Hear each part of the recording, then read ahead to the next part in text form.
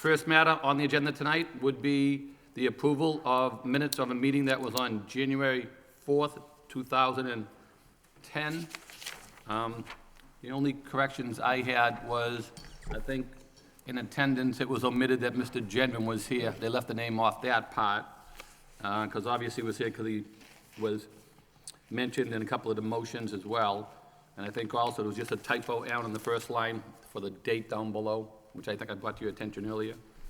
Those are the only corrections I have. Any of the board members have any corrections or omissions?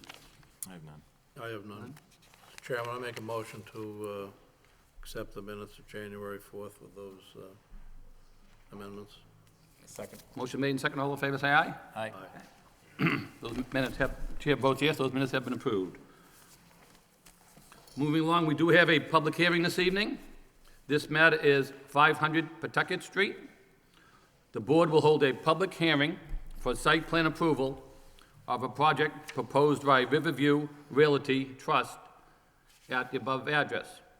The proposal includes the construction of a privately developed and operated dormitory providing 238 beds and 55 rooms of students, a community room serving the student population, and approximately 734 square foot commercial zone. The project will include a parking structure to provide 120 parking spaces and is located on a 34,616 square foot lot. The project is located in the industrial mixed-use zoning district and requires site plan approval from the planning board under section 11.4 of the Lowell zoning ordinance. May we hear the case for the applicant, please?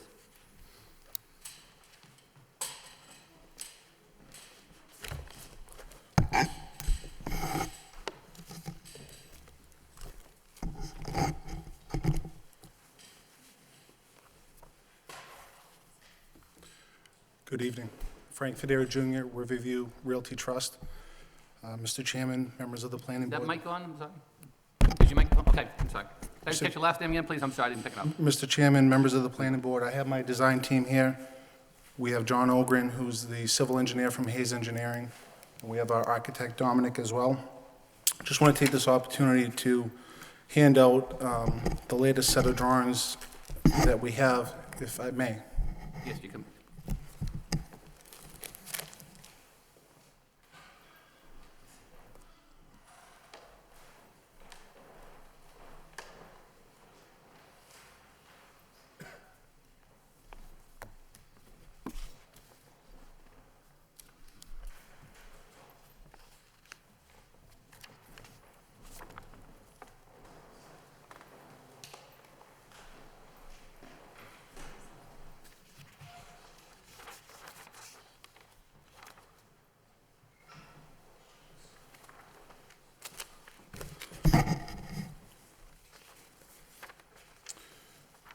As mentioned, this is institutional or industrial district zoned. The lot is 34,616 square feet. The proposed building footprint, or the gross square footage, is 68,425 square feet. We're proposing a adjacent parking structure, 124 parking spaces with one loading dock. The proposed building is 6 stories high, 60 feet in height. Just handed out the architectural drawings as well as the engineering drawings. If you look at the first page, we have a zoning analysis and zoning table. If you look at the third page, we have an architectural rendering, which gives an illustration of the elevation on Pawtucket Street. We have the civil plans on C1 through C3.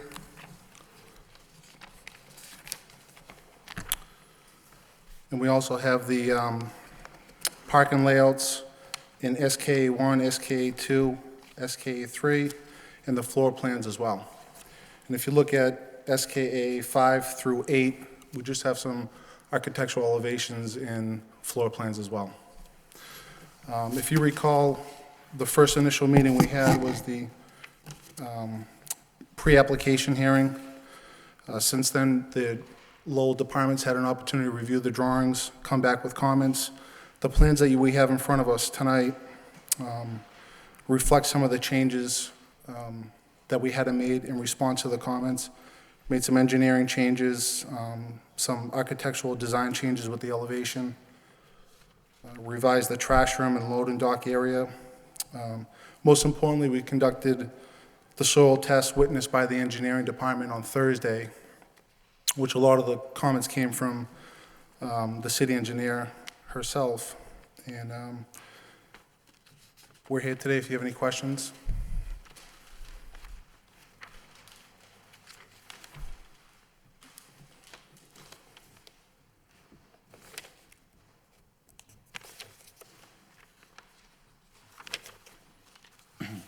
Does anybody else want to speak on your behalf? Because I'm sure I have a lot of questions. We'll get to the public hearing first, then we'll turn it over to the board members for questions. So anybody else from your, I'm sorry? anybody else with you tonight want to speak? Yeah, if we could get the civil engineer to do a rundown of the soil test and the proposed site plan, great. And if you could do me a favor, could you put the plan up over here so the public could see it as well, if you would? Thank you very much.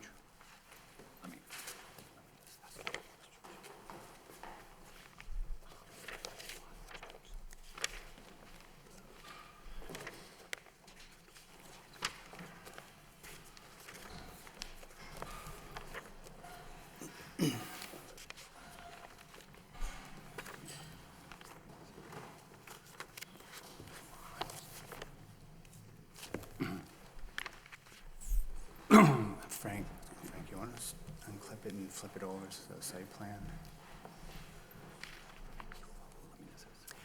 Good evening, my name is John Ogren, I'm from Hayes Engineering, located in Wakefield, Mass. Just wait 1 second for Mr. Chairman to come back, okay.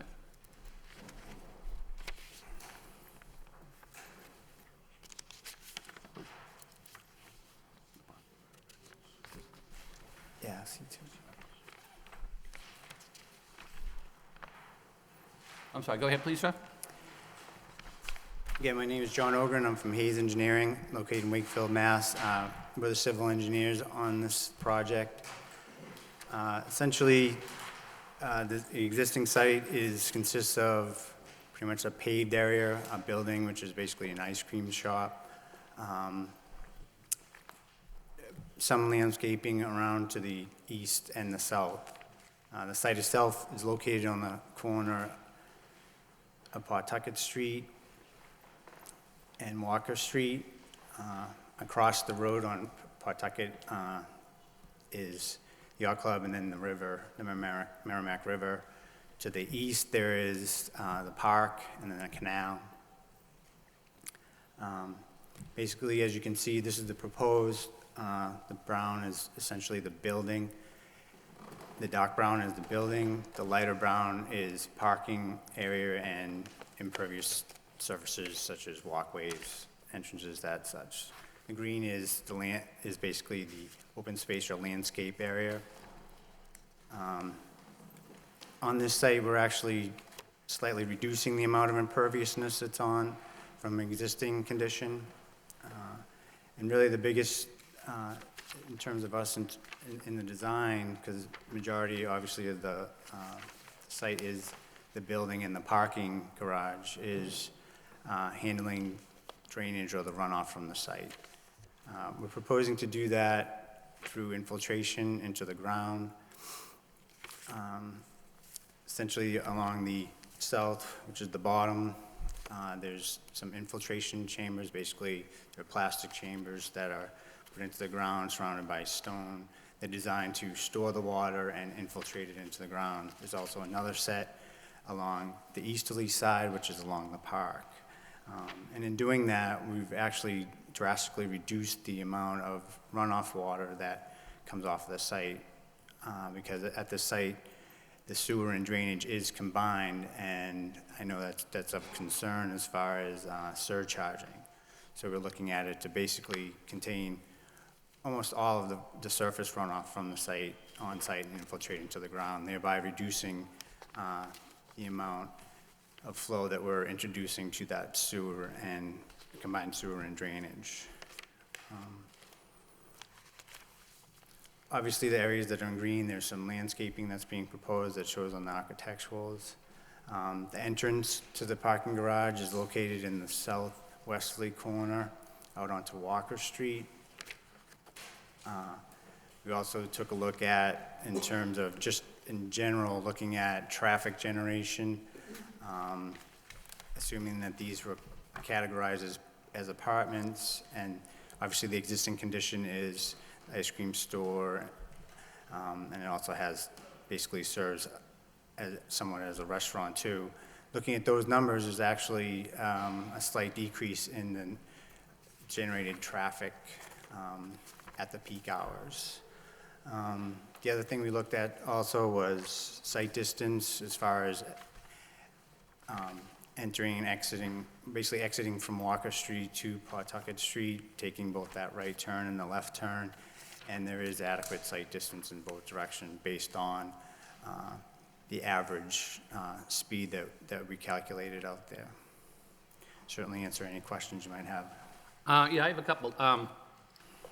We received a set of plans at the last meeting, and then the department heads all had those plans, and they all gave us comments on those. Correct. So we have all the comments that were dated as of 2 weeks ago. Correct. So now we're given a new set of plans tonight, correct? Which is handed to us tonight. I assume that, yes, the architecturals, the site plan has not changed based on those. Okay. We were basically waiting to do the infiltration test, which was done on Thursday. Okay. So with the comments that we received from all the department heads from 2 weeks ago, still comments, concerns that they have? Because I have concerns here from, let's see, we have from the city engineer, Yep.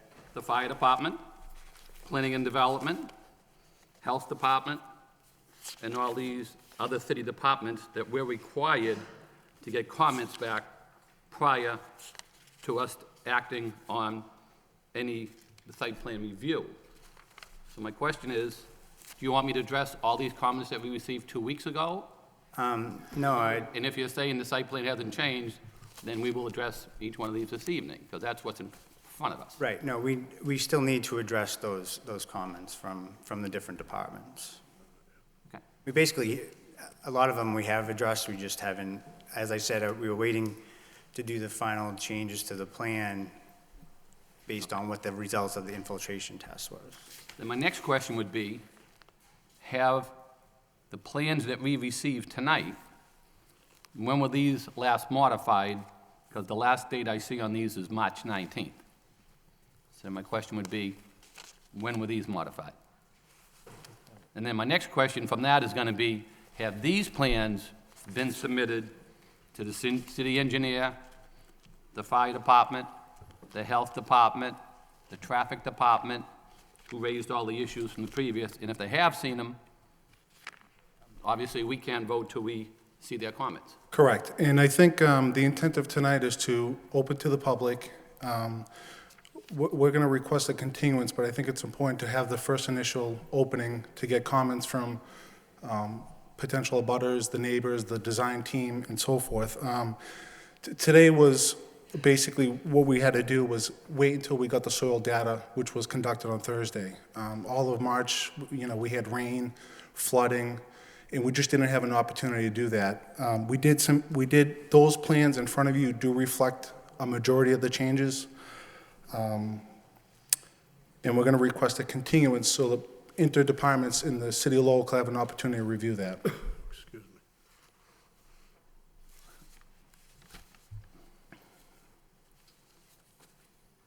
So you're requesting that we, let me get this straight then. You're requesting that we start the public hearing tonight, then address issues and continue it? Yes. I think it's important to open the public hearing. We wanted to present what we have to date, get an opportunity for the departments to comment on it. A lot of the plans that are in front of you have been, a lot of the departments' comments have been addressed, and they're reflected on the plans as well. Because obviously, as a concern as planning board members, we have all these concerns. I mean, let well, to be honest, the first one that jumps out on me was the one that was dated March 11th, with the city engineer, first right off the line. Engineering requests this application be continued until further information is provided. So if this is the only update we have from her, and then she gives us a laundry list of her concerns. So I know when we get the plans, we take all the comments, we sit down, we open up all the plans, and we look at every issue that's been addressed.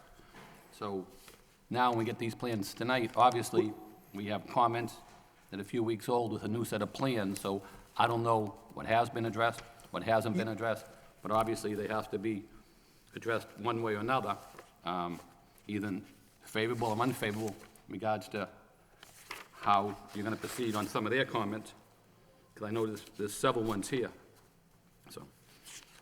Yeah, the intent of tonight's meeting is to present to you what we have to date. We're going to request a continuance, so we have an opportunity for the Lowell departments to come back and comment. We're not going to put the planning board in a position to vote tonight. Well, I guess that's up to the planning board. Scheduled for a public hearing, you gave your presentation, you didn't mention a continuance, so I mean, but, okay, so we're gonna approve by, so that's why I'm saying you can give us anything you'd like, and any recommendation you like, and then we'll take a vote one way or another. But if that's why I say if anybody wants to speak on behalf of the applicant, just, because obviously when I see all these questions being concerned, then you said you addressed some of them. My question was, did the department heads receive them? Well, I think it's very important to understand that the soil tests and the percolation tests were very important. And I think that we should have an opportunity to let the city engineer review those tests, review the data. We had the engineering department there on Thursday. That was a major test that we had to conduct. So we're requesting tonight a continuance, so we have an opportunity to meet with those departments, furnish the data, and have one more opportunity to come back in front of the planning board and get those comments back to us. Okay, that answers some of my question, all right. Great. So having that said now, at this point in time, is anybody else on behalf of the applicant want to speak in regards to what you showed us so far? I know the engineer just spoke, I don't know if you have anybody else present with you before I turn it over to the public. Anybody on behalf of you, does the applicant want to speak besides yourself and the engineer, or does anybody else want to speak? I think at this time, we presented what we have. I think it's very important that we let the different departments have an opportunity to review this. At this present time, we really don't, unless, John, do you have anything to? Okay. Okay, thank you, sir. Thank you. Okay. So at this point in time in the public hearing, does anybody want to speak in favor of this project? Okay. Ma'am, this is for anybody who wants to speak in favor, okay? This is for in favor. What? In favor, not you. That's okay. That's okay. This is just in case if anybody wants to speak in favor. Your Okay. turn is next. That thing. You got a chance. Okay. Come with me. Okay. Get up in a second. Anyone want to speak in favor? Good evening, my name's Joe Espinola. I am one of the property owners of 500 Pawtucket Street. Just coming forward, this is the first time. We've had several plans that involve this site. We've had different opportunities for people to purchase the site. One thing I want to make clear at the outset is the applicants that are in front of us right now, in front of you guys right now, I'm sorry, this is the first time they've come into the city. They've never been approached any board in relation to the property, so that I'm hearing some speculation out there that some people think that they might be involved with other plans that might have been passed in the future, whatever, for the site. My partner and I, we bought the property 5 years ago. We came in for a 39-unit condominium development, met with a bunch of the neighbors, really weren't happy about it.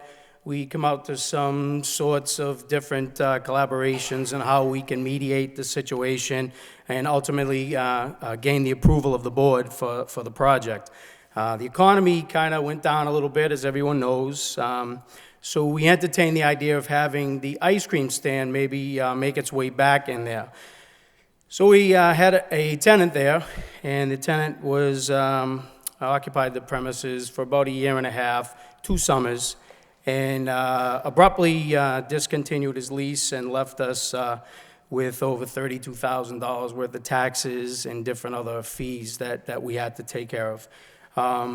We addressed some of the issues of the property, and we entertained another person being in there.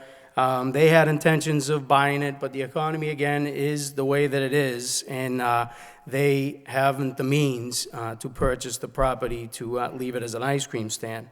Again, I want to thank Mr. Federa and his family at East Coast Developments for coming into the city to spending serious amounts of millions of dollars to redevelop the property into something that I think is going to be a gateway for the university. We all know that the university is in dire needs of some additional housing. They have met with the city all along the way, with the planning department.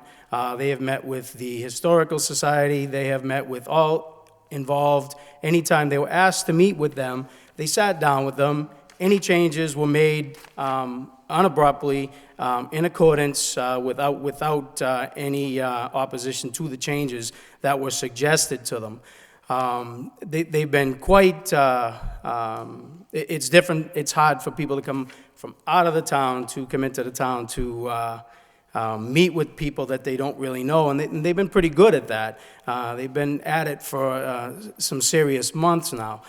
So in speaking with the property as a dormitory, we're all familiar with the problems that some dormitories might add, and you have parking, you have traffic, you have students, you have overwhelming of the site itself, but it's known that students that commute to a dormitory aren't daily commuters.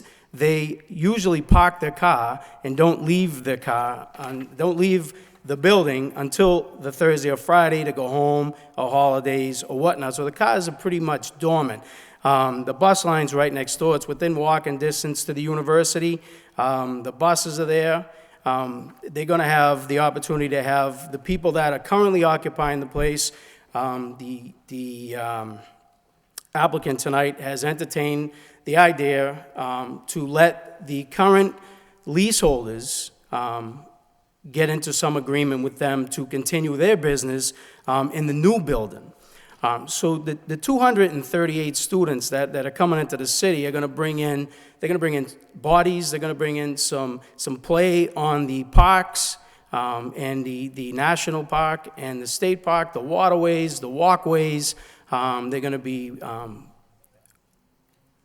be able to come into this town and to enjoy what everybody else in this city and town enjoys when they come and live here. It's a great spot to have a dormitory. It's a great view. And again, as I said, I think it's a great gateway to the university to say, here's our university with all the strides that the university's making right now.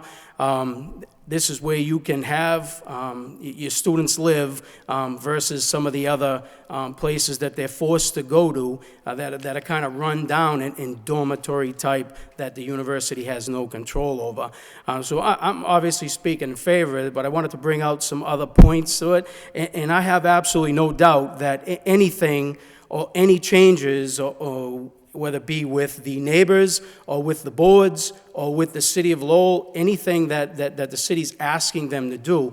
They've not said no to this point. I see no reason for them to say no to anything. So they're here, they're here to appease everybody, to try to make everybody happy and to see change isn't good. And a lot of people, you don't like to see what's going to happen on that site.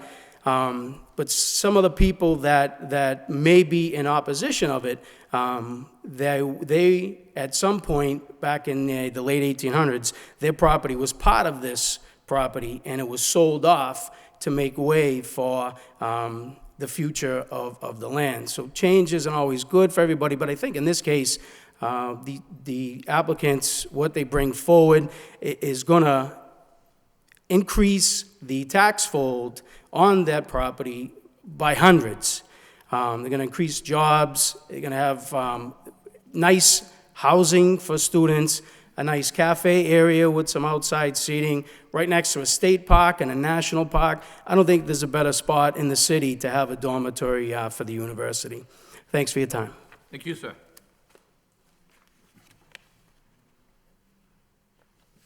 Anyone else like to speak in favor?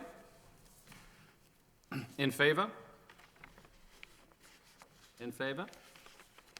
Hearing none, that portion of the public hearing is closed at this time. Anybody here like to speak in opposition? Anyone to speak in opposition?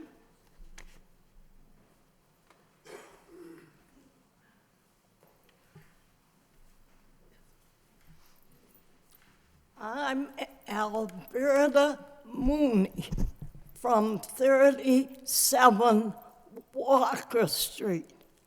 I have lived in my house since I was 6 months old. I am now 94 years old. I grew up in that house, went to college, got married in 1941. My husband came and lived at that house. We were married for 68 years. It's been a quiet residential neighborhood, and we don't need all this confusion. The stories you read about the students are not very good. And I want to present my cousin who lives upstairs and will receive the property when I go. He has a few things to say. Thank you, ma'am. Hi, my name is Paul Tremblay, and I reside at 37 Walker Street. 120 parking. You can't even get out of Walker Street now. Rush hour, I don't have to tell you, you know how many cars are there. And to think that those people those students are gonna leave their cars there all week and just go home is totally ludicrous. They will be using those cars, as we all know. I mean, I'm up till around midnight watching TV, and that road does not stop well beyond 12 o'clock. And they're talking about 238 beds. Before, they only had 39 condos. So you're talking double that for parking. Now they're proposing 120 parking plus the visitors and so on and so forth. And these students, as we all know, living in such a confined area, I mean, you're walking on the sidewalk, you'll be able to touch that building. It has taken up every square inch of that building. When Burbeck's was there, they used to have a couple of small trees, and we could not even pull out. I went in and asked them, and they cut it down. And this is gonna be a 6-story building. There's no way that this should be allowed. Just the unruliness of these students at night is gonna be astronomical in that congested area. So I'm begging the board to please reconsider and do not approve this insanity of a proposal.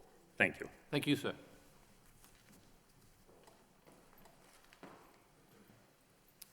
Anyone else like to speak in opposition?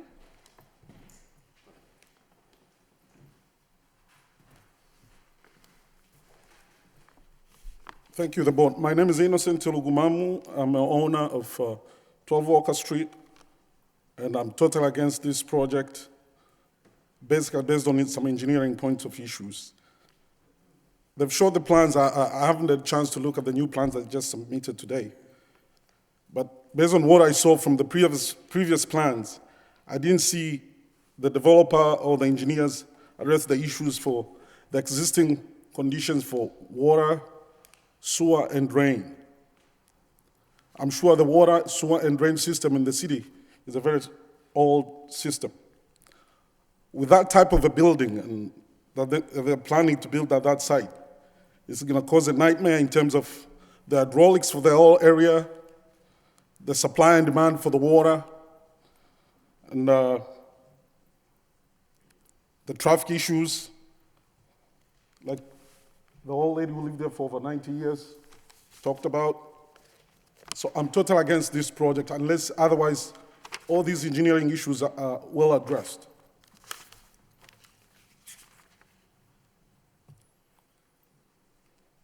That's it. Another thing, I don't want our right to look at the new plans I just submitted to you guys today. Same here. We haven't had a chance to look at them either. Okay. But we'll make sure you do get a copy of these if we continue the matter, sir. And they spoke about the combined sewer overflow structure. I don't know where they're going to put that structure. You know, I live just next to Barbecue Ice Cream. I didn't see them do a test pit or anything. They talked about the soil condition for the area. I'm not sure whether they did an II study for the whole entire area there. There are a lot of issues that need to be addressed, and I join other people to be against this project. Okay. Thank you, sir.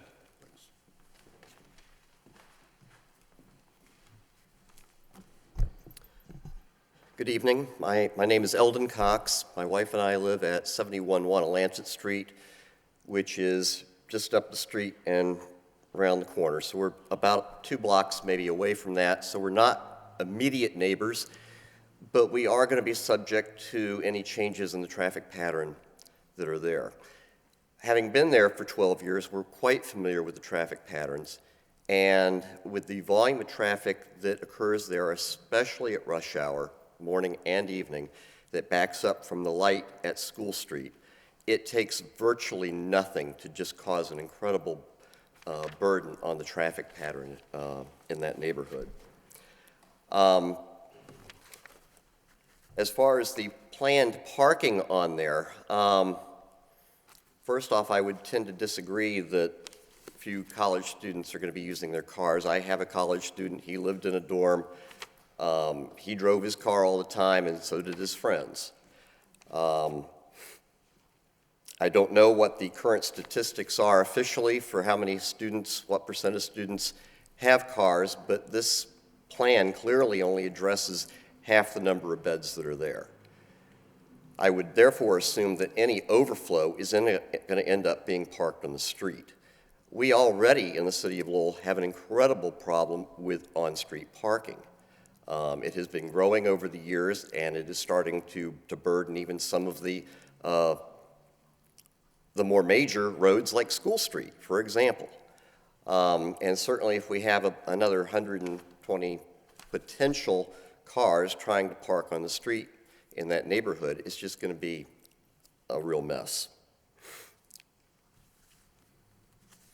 Not being an immediate neighbor, I still like to address the issue of the student behavior, because it would be my assumption that being a private establishment and not being under the control of the university, they're going to have very, very little, if any, influence over the conduct and behavior of those students living there.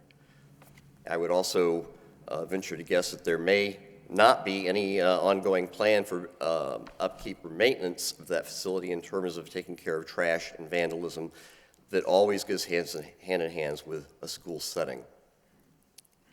One other additional thing that is very much on our mind is the condition of the canal bridge just very slightly up the road from there, which is in very, very bad condition right now. It's already being blocked off partially by buttresses there.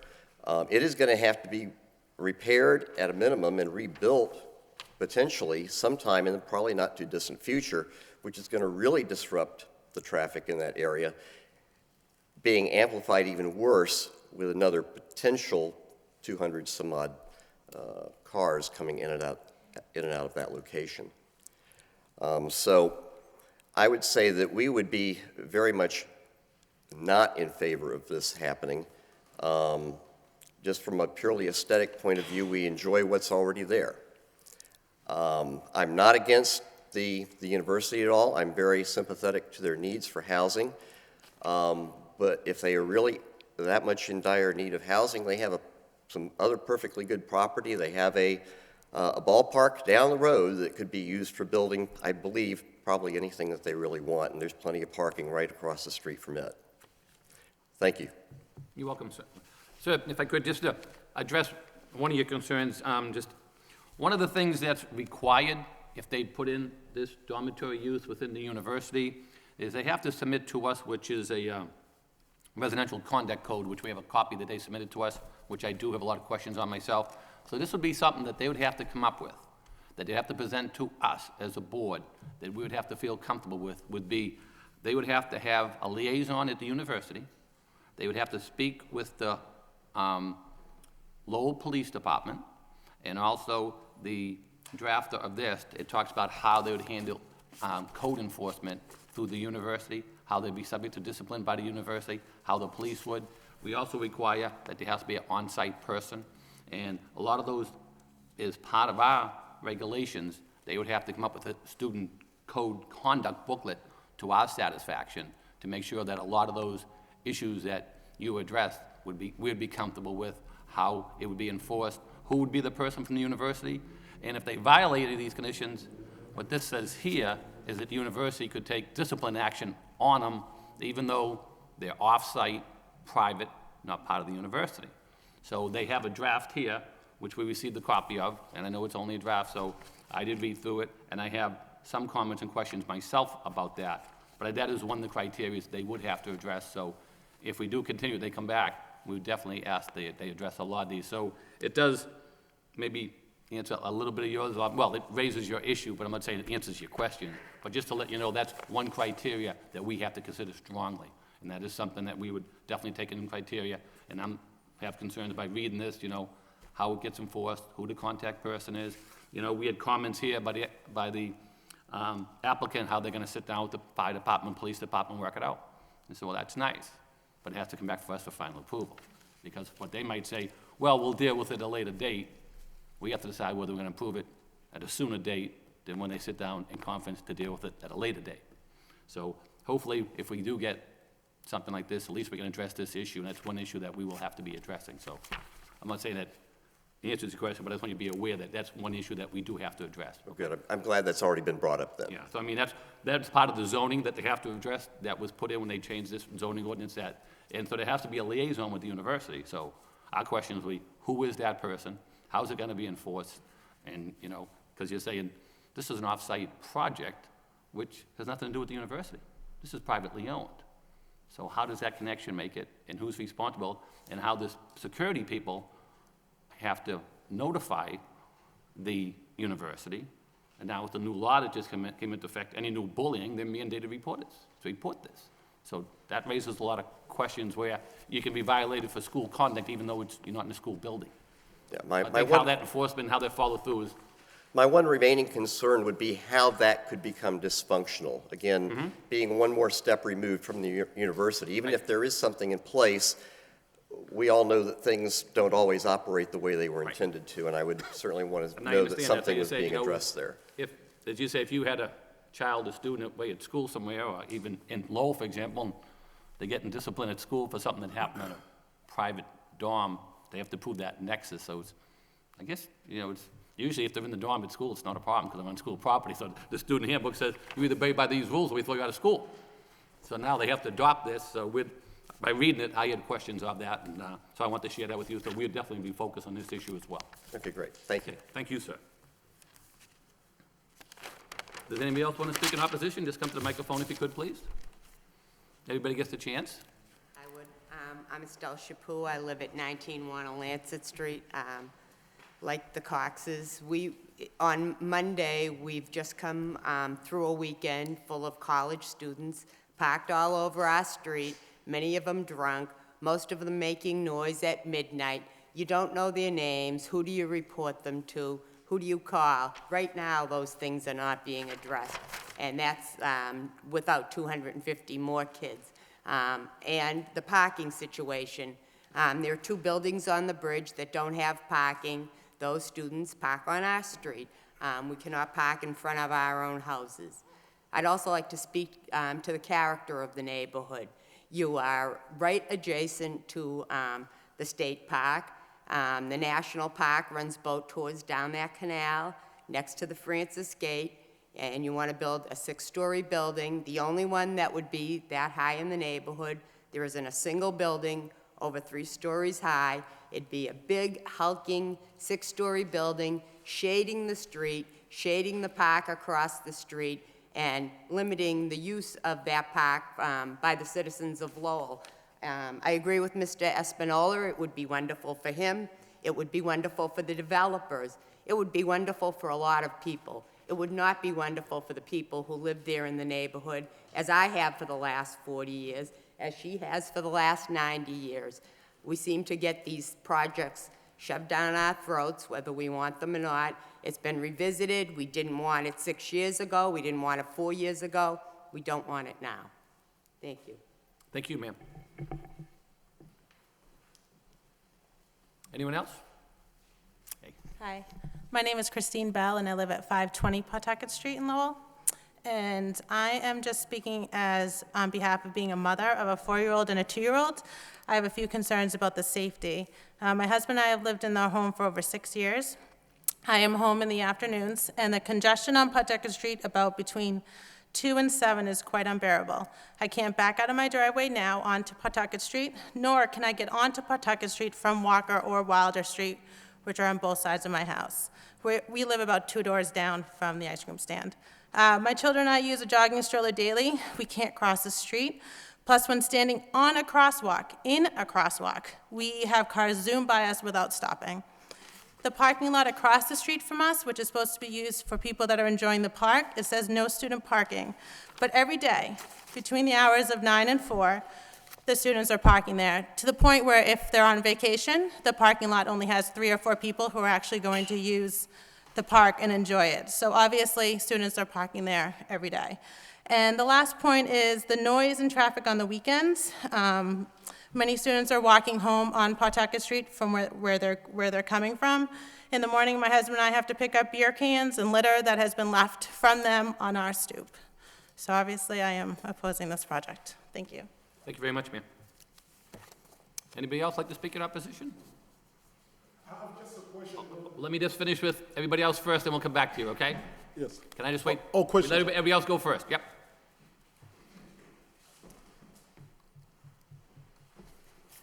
Good evening. My name is John Hamblett, 495 Varnum Avenue.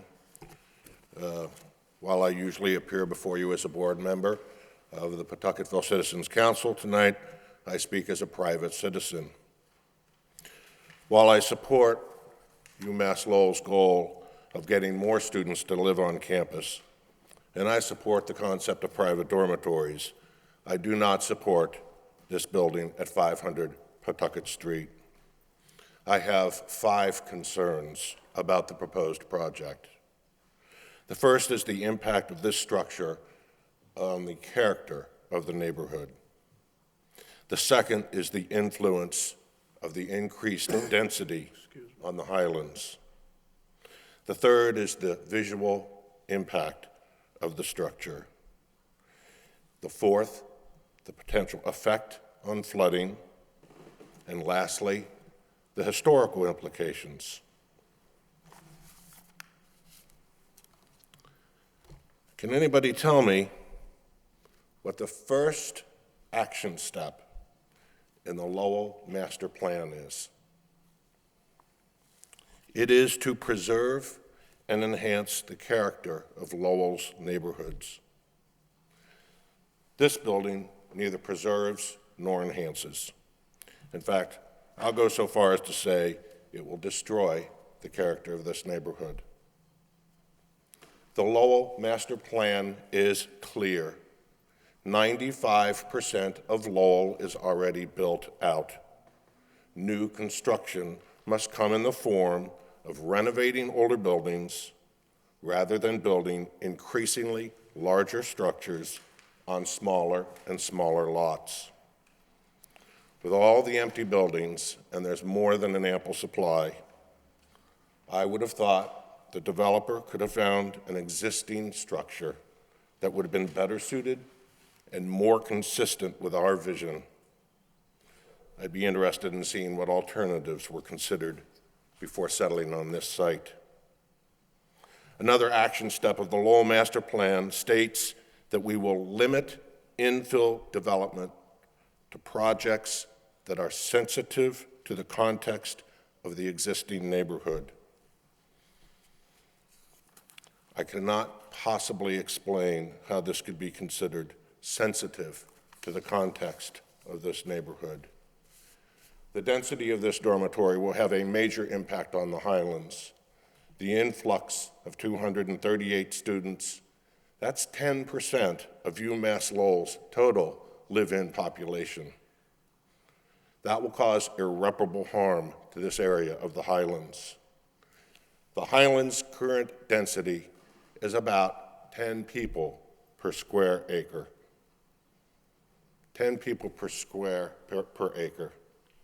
This is 238 on 34,000 square feet. In order to replicate a similar density, this lot would have to be about 1 million square feet. Now, that sounds ridiculous, doesn't it? 1 million square feet. Well, that's how silly this proposal sounds to me. Visually, this dormitory will stick out like a sore thumb. It is 1,000 feet, according to GIS, from other parts of the campus, and several times that distance to the next tall building. I hear that it's only going to be 6 stories, but will that grow as other tall buildings on the waterfront have? Will the people doing the financing find out they're only 80 feet from a 100-year flood zone and ask that they put in a flow-through foundation? Will the mechanical room end up on top? Will this end up as 8 or 9 stories? Those of us in Pawtucketville are all too familiar with tall buildings popping up on the waterfront and the impact that it has on the character of our neighborhood. If you've forgotten what a tall building looks like on the waterfront in a suburban neighborhood, take a drive across the Rourke Bridge and tell me what sticks out against the green play fields of Pawtucketville. How tall is too tall? We have been working with DPD on a new zone called the Suburban Waterfront Zone. It's being developed as a direct result of the construction of tall buildings in suburban neighborhoods on the waterfront. A rule of thumb we developed was that tree height was about as tall as could be considered, given appropriate setbacks, which there are none here, and architectural features such as stepping the architecture back. The trees in this area are about 4 stories tall. This building far exceeds that. Tonight, there are going to be citizens of Lowell who are still pumping out their basements. That's not because in a 100-year flood zone, they were willing to take a 1 in 100 chance. That's because, just as it was reported in the Boston Globe today, there's been too much development along the Merrimack. Now, 4 inches of rain endanger our homes. And frankly, I do not want to hear about untested water bladders that will hold rainwater when it's shed from a large building. What happens when those are underwater? And lastly, I can't believe anybody's checked with the National Park Service. I cannot speak for them, but they aren't thrilled at such a strong visual disruption to their historic waterscape, only 80 feet from the Pawtucket Canal. They've been very vocal about other changes to the historic view, changes much more minor than this. I'd be very curious as to what the response is. Mr. Chairman and members of the board, the guidelines regulating the institutional zone provided in Article 5, Section 5.1, the table of dimensional regulations, and in Article 12, which is the table of uses, are very general. They give you enormous power and enormous responsibility to make decisions about what is to be built on these lots. You, the planning board, are going to be responsible for that decision. The intent of those regulations was never to have the largest possible building constructed, but rather through this, section 11.4, the site plan approval process, you, the planning board, the body that protects our interests, would have the flexibility in design, size, and location of these institutional buildings so that they will integrate into our neighborhoods without impacting the neighborhood character, the density, the visual, and the historic value. This proposal meets none of those criteria. I cannot support this project, and I respectfully request you to vote no.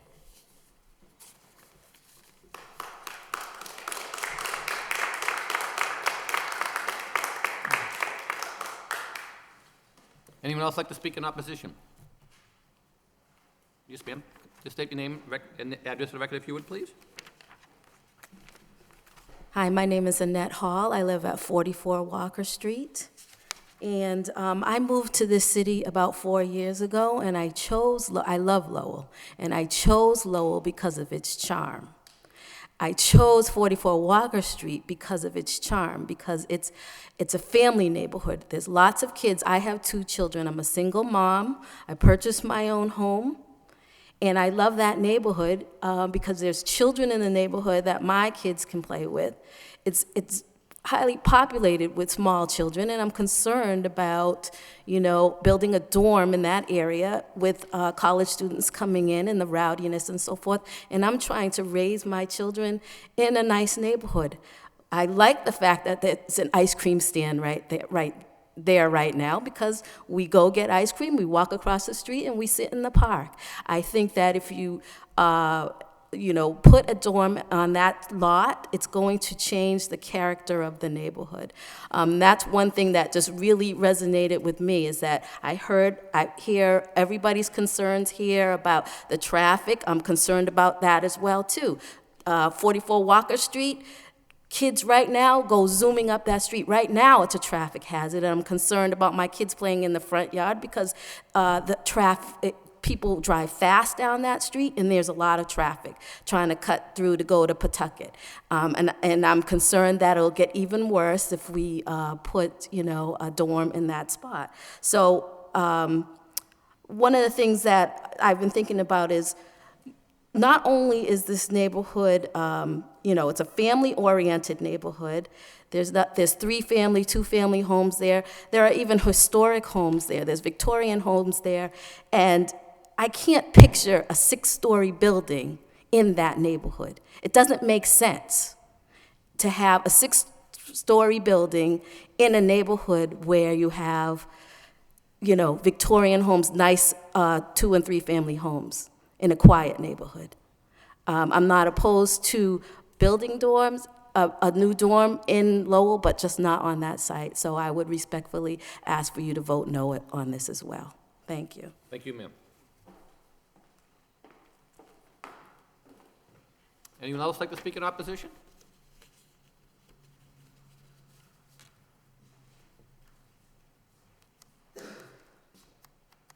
I had to speak tonight in case Jerry's watching, but He is. he is. Ray Hogue from Varnum Avenue, and just going over some of the same issues, I was glad to see that the chairman brought up the security plan that has to go into effect, but as I remember when that plan was written, it wasn't like a single person in the building, it was supposed to be one person for every 50. So if you get 200 and some students, there's more than just one security person in the building. Snow removal, water mitigation. If they're going to put retail space on the first floor, where are those cars going to park? You get student parking, but you have retail space parking. And that little diner that's in the ice cream stand, he gets a pretty good crowd during the day. I mean, he serves a real good soup. So, I mean, that's, he's got customers that will want to come back. What happens when there aren't enough students? You've built a building for 200 and something students that's under the zoning codes and the city ordinances is going to be a dormitory. What happens if only 100 students move in? Does it get opened up to general housing then? Do they come in for another change in permits?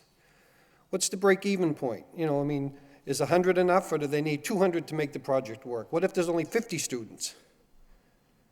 Because I don't know what their billing rates are going to be as compared to the universities, but Pell grants, federal grants are all based on university bed rates. Can these kids afford to go into a private dorm versus going into a dorm that's officially owned by the university? Because we don't want to get stuck with an empty building like we had in Pawtucketville when they built the Saab building. That thing sat empty for years because financially they couldn't get the thing off the ground and make it work, and it's empty again. So when you look at these high-rise buildings, about 4 years ago, my house faces the Pawtucket River. I live on the divided highway. When I sit on my front porch, when I look out my living room windows, I'm looking at Burbeck's.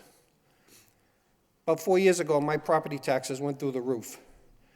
And when I came down for public appeals and everything, city assessor told me it's because I have a waterfront view that my taxes have gone through the roof. It's because of location. Well, when I look at the river now, I see 1- and 2-story houses. I see the Franco-American Orphanage, which is a big building, and I see university buildings that are big on the other side. But that dip for Walker Street and the canal, it's all regular homes. Now I'm going to look out across the street, pay high taxes for living on the river, and look at a 6-story dormitory. So got to be real careful. I mean, maybe the project should be smaller. Does it really take 300 students to make that work? I mean, I guess that's something they need to look at, especially where it's taking the entire lot. I remember when we did the zoning change, we talked about open space. I think Mr. Gendron's the one that brought that up. Is there going to be enough open space based on the number of beds? And, you know, kids like to play Frisbee and ball and do all the other things. I mean, I don't know if that site's going to enclose all that. And then after the recent water issues we had, in '06, Pawtucket Street was flooded. 100-year floodplain, I would think, would touch that property. I'd be surprised if it didn't. So are we building a building that's got real flood control issues versus just water mitigation from rainstorms? So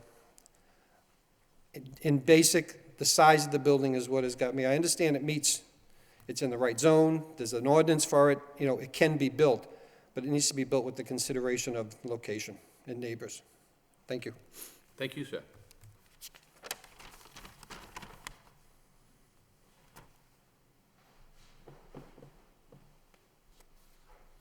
Anyone else like to speak against? Anyone else? Anybody else? Yes, sir, do you have a question before anybody else want to speak first? If not, we'll let him come back up. Thank you, Mr. Chairman. You're welcome, sir. I just want to ask to see if the information that has been submitted by a developer, is that the public information? Do we have an access to that?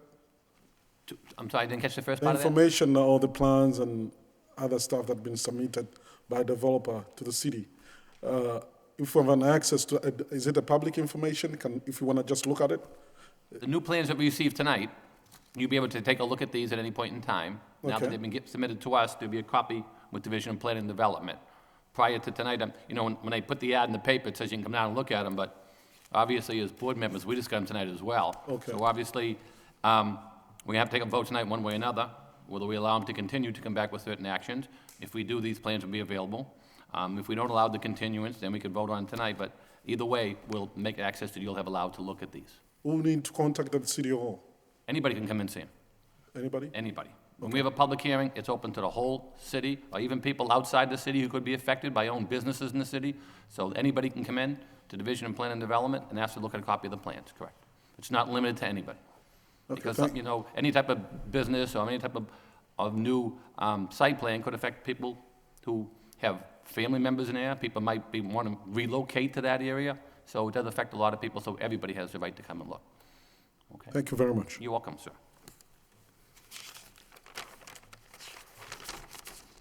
Does anybody else want to speak after I listen to that gentleman? Anybody else want to speak in opposition? Okay. In opposition? Hearing none, that portion of public hearing is closed at this time.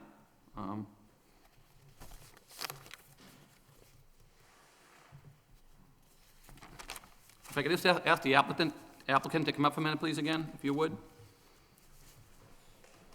I know at the beginning, you indicated that you submitted new plans, and you were working with a lot of the new department heads and with some of the comments that was given by the city engineer, Division of Planning and Development. But I was wondering if you could, instead of looking at the engineering plans and what the visual effects would have at this point in time, if maybe you could comment on just some of the comments that were brought up by the neighbors here, who were here this evening. And I guess the main one that jumps out and has been repeated by each speaker would be how it affects the neighborhood character in that area. If you could address to me and the board members and everybody's here, how you feel that under 7.8, a privately developed dormitory to serve student populations' needs without impacting neighborhood character. So I think that's something we can address without engineering plans. So if you want to speak on that, Yeah, great, thank you. Just want to be very transparent here. We welcome all comments. This is the first open public meeting. Our design team has taken notes, and we will come back to the table with your recommendations, and hopefully some of them we can resolve, some of them we can mitigate, and we can move forward on this. And I urge that the planning board, again, give the developer an opportunity to come back, continue the meeting. But to answer your question specifically, the character of the building was discussed over 4 meetings with the planning board. And if you recall, at the pre-application hearing, it was recommended by this board that we meet with the planning department and members of the historical commission, and Aaron could maybe interject and let us know who else was there. There were 3 or 4 members as well. The design team came back with multiple changes, 3 or 4 different times. And we're outsiders, we're not from the city of Lowell, but the members of that subcommittee are. Members that have been in the historical board that had made some recommendations that we made the changes at that meeting several times. So this is the first time that I'm hearing abutters and neighbors, even Mr. Chairman saying that, what are your comments regarding the character and the integrity of the neighborhood? Well, the only comments I really got were from tonight and from our pre-design meeting and our subcommittee meeting. And again, we're going to go back to the drawing board, look at the notes of the meeting, come back with some changes, and hopefully we can mitigate some of the concerns. Another issue we talked about was traffic. A lot of the comments tonight were geared toward the safety of the pedestrians crossing the street.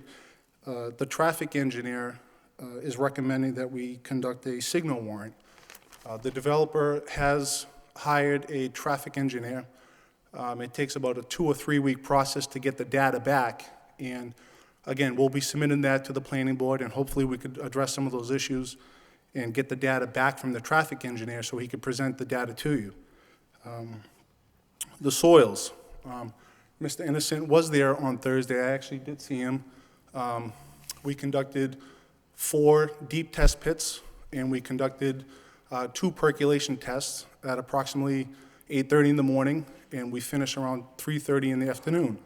The engineer from the city of Lowell was present at the time, and again, we're talking about traffic, the integrity and the design of the building, the drainage, and the stormwater management as well. And those tests, all that data came back to us late Friday afternoon. So hopefully we could have an opportunity to address some of these issues. The Board of Health had some concerns about the loading dock and the trash removal. If you look at the plans, we revised the door so it would allow a 30-foot by 10-foot trash removal truck to come in with a 5-foot buffer in the rear. The engineering and architectural changes, again, we addressed those. But I urge that the planning board continue the meeting, have an opportunity for the developer to really sit down with the design team and the engineering department to address some of the additional concerns that were brought to our attention tonight. Okay, thank you, sir.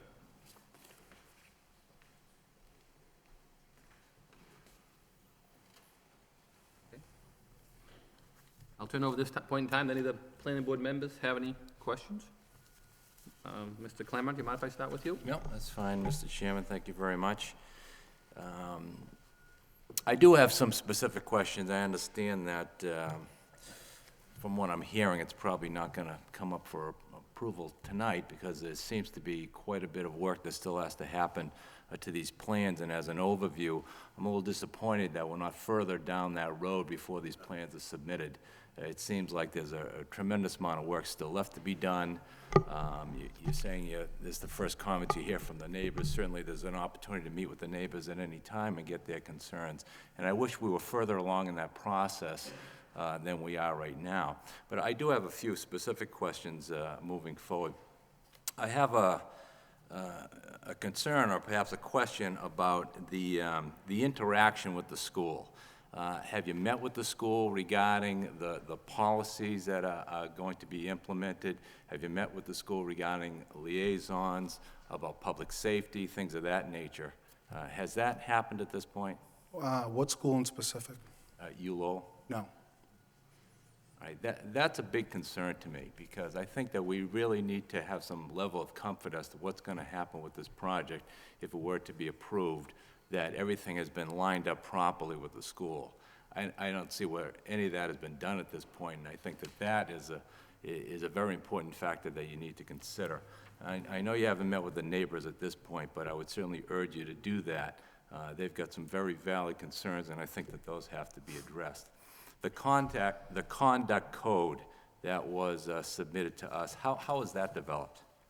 That's just a draft that the design team and, it's a typical university conduct code. It was my understanding that this would look, we would further clarify all the details of the code going forward at the issuance perhaps of the building permit. Your comment to me was, have I approached the university or have I had any dialogue with UMass in specific? And the answer is no, because I think their position would be, I think our position is that we would like to secure the permits first and then go talk to them and define that. So I don't know if it's something that we could get done conditionally and kind of hammer out the details. But if that's something that you would like us to meet with all the universities in the city of Lowell and all the schools in the city of Lowell, that's something we have to look at. If you want me to just pick one university, specifically the University of Lowell. Well, I just think that that would be the natural target of your building, would be Lowell students. Certainly there may be students from other universities in the city, but I think that at some point, through the zoning process, we have to have a level of comfort that there's been some interplay with the school, because there has to be some interaction. I think there's specific information in the zoning code as to what has to happen with the city, with the university in terms of the conduct code and the liaison and things of that nature. So I think that that has to be carefully addressed at this point. I would need to know what's going to happen with that moving forward. Again, the conduct code, I think that's something that, you should be discussing with the university. I'm sure that they have one in place, and that should be a resource for you as well. The cafe that's proposed for the building, the documents indicate that it's predominantly for students, but it'll also be open to the public as well? Well, I mean, it's not going to be restricted to the public. It does meet the zoning. We do have off-site parking that complies with the zoning, so any pedestrian or any patron that wants to come in and use that space to buy a soft drink or, any type of food, they could do that. So I think, how would we control that? Would they have access cards or IDs, anyone coming in? I would say that it's open to the public. It does meet the zoning. We're providing the off-street parking for that as well. Off-street. Yeah.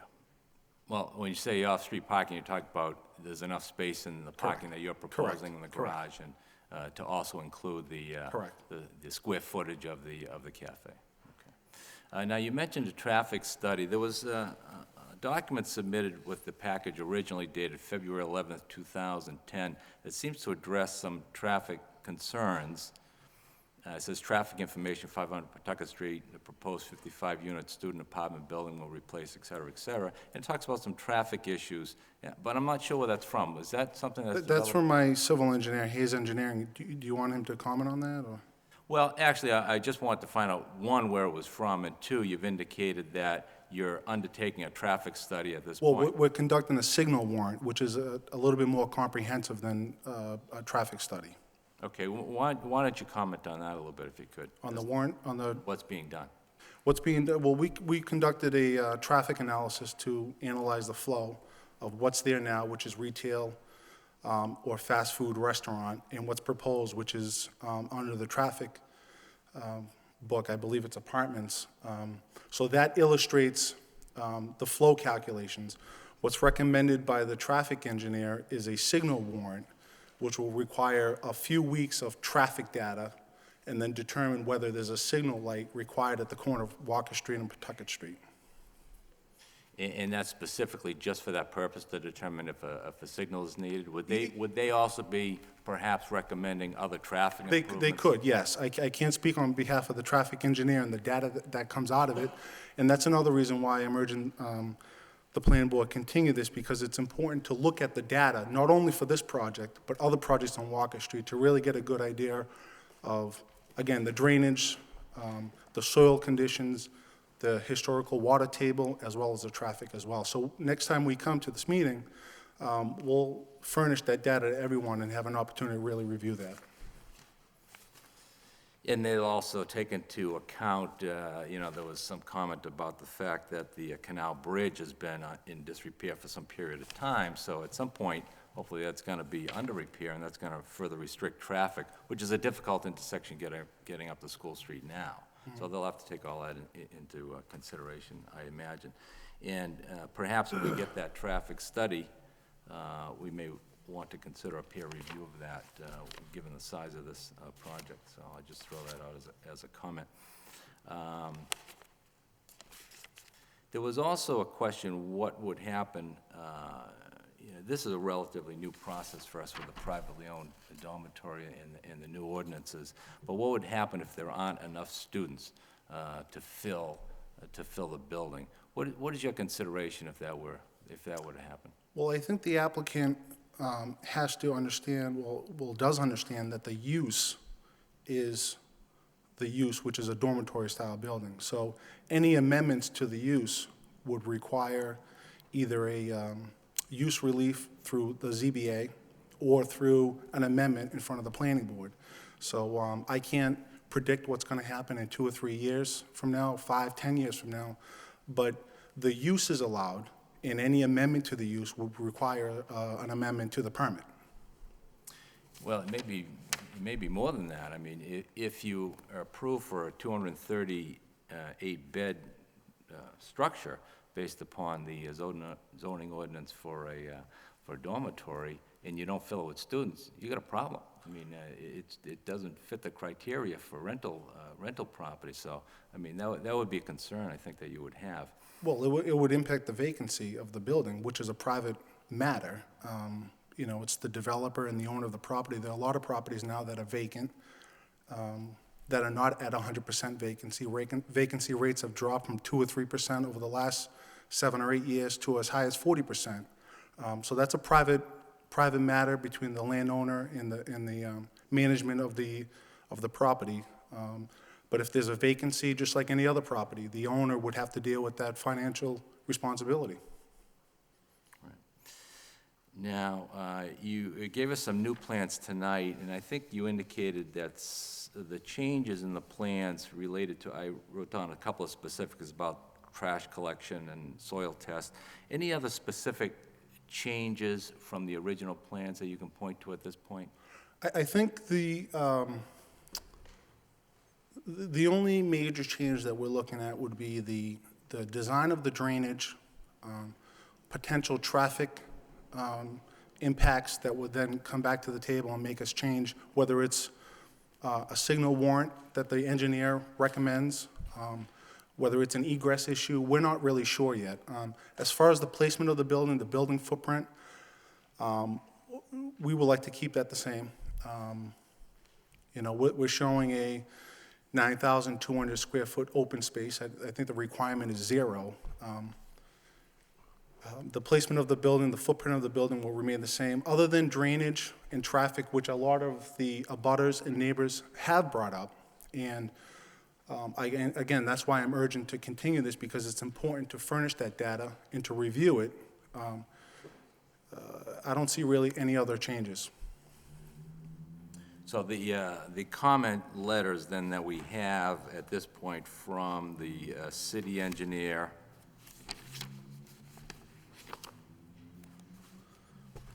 and from the other departments at this point have not yet been incorporated in these plans.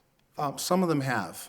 Some of them have, for example, the detectable ADA on the ramps, the depth of the loading dock area.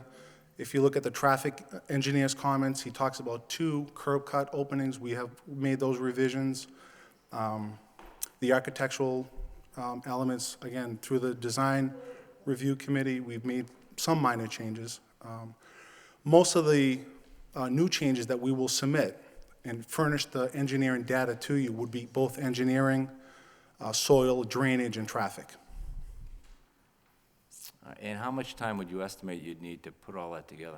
We're in the process of doing that, and we're looking to get the engineer the final drawings with the comments, hopefully mid to late next week, which will give us enough time to get their comments back to us prior to the upcoming meeting. And with respect to the neighbors, I just want to make this a matter of public record. At the design review, or the preliminary application process, you urged us to reach out to the neighborhood. We called the Pawtucketville Citizens Council. I spoke to Deb in length. And she went to the town manager, and they had a neighborhood forum that week. And I don't know if she's here today, but she stood up and said that I had a conversation with the developer, and any neighborhood committee that would like to contact him and set something up with him, he's available. It's my understanding that she gave my cell phone number, and I was available to meet with them. So, you know, as a matter of public record, in good faith, I did make that phone call. Unfortunately, things are going really fast, and I don't mean to be here in front of the planning board to urge you to make a vote tonight. It's not fair to the citizens. I don't think it's fair to us, because we need an opportunity to review the data. But we're more than happy to get that data, set up a subcommittee meeting that we could talk about these issues: density, parking, drainage, and hopefully we could come up to some kind of a resolution to the matter, or at least mitigate what's going on. Does this project work for you if it was on a smaller scale? We haven't ran those numbers. Again, this is we met with respect to design. This is the first time that we're here in a public meeting talking about the density. I think it's also important as a developer coming into something like this, what we always do is we look at the zoning. We look at the land use that's provided to every developer coming into town. The proposed project is a reduction of sewer flow and drainage flow than what's there now. The data's not in front of you. We need an opportunity to furnish that to you. The allowable height is 100 feet. We're proposing 60 feet. The allowable stories is 8 feet. We're proposing 6 feet. The open space, which a couple of neighbors have talked about, the open space, grass, trees, landscaping, is 0. In this zoning, it's 0. We're proposing 9,000 square feet of open space. The student living in Lowell is going to be a controlled environment with a conduct code. And in the event that someone breaches that conduct code, there's a potential that the developer and the landowner could come back in front of you, the planning board, and get that permit revoked. So there's a lot at stake here for the developer. I think we need to get together with the neighbors, furnish the different departments the data, and take a look at this again. And I understand that in the zone, you certainly, have, the limitations are very loose in terms of the height that you could possibly go or the number of stories, but I think you also have to consider the character of this neighborhood, as was brought up by some of these abutters this evening, and in deference to them, perhaps consider whether that project can be scaled down and see if it's a workable thing for you to do that. So I'd urge you to take a look at that as well. So that's all the comments I have. And we certainly will. Mr. Chairman. Thank you, sir. Anybody else have any comments? Mr. Chairman, do you want to go next? Rich, do you want to go? Go ahead, Rich. Yeah, I'll go. Okay. I do have a couple of specific questions and comments, but on an overall basis, because we're dealing with such a high-impact project here, I don't really have comfortable feelings that, the department head should see the same documentation that we have here before us tonight. And I really haven't had an opportunity to go through them. And they haven't, is that correct? They haven't seen this? Well, no, So, I mean, just, there might be details here that a number of them might see and provide additional feedback, so I think you have some work to do there. Well, the work that you have in front of you is 90% complete. We do need to make some adjustments with respect to the drainage, the traffic, and a couple other minor concerns the departments may have. We will furnish a comprehensive set of documents by the end of next week, which will give all the departments enough All time. new department, so all department heads. Correct. Yeah. So to answer your question, that drawing that you have in front of you will be finalized with data, All right, so this isn't even, okay. Yeah. both with soil data and traffic data to submit to the different departments. Okay. Very important they see the latest documentation.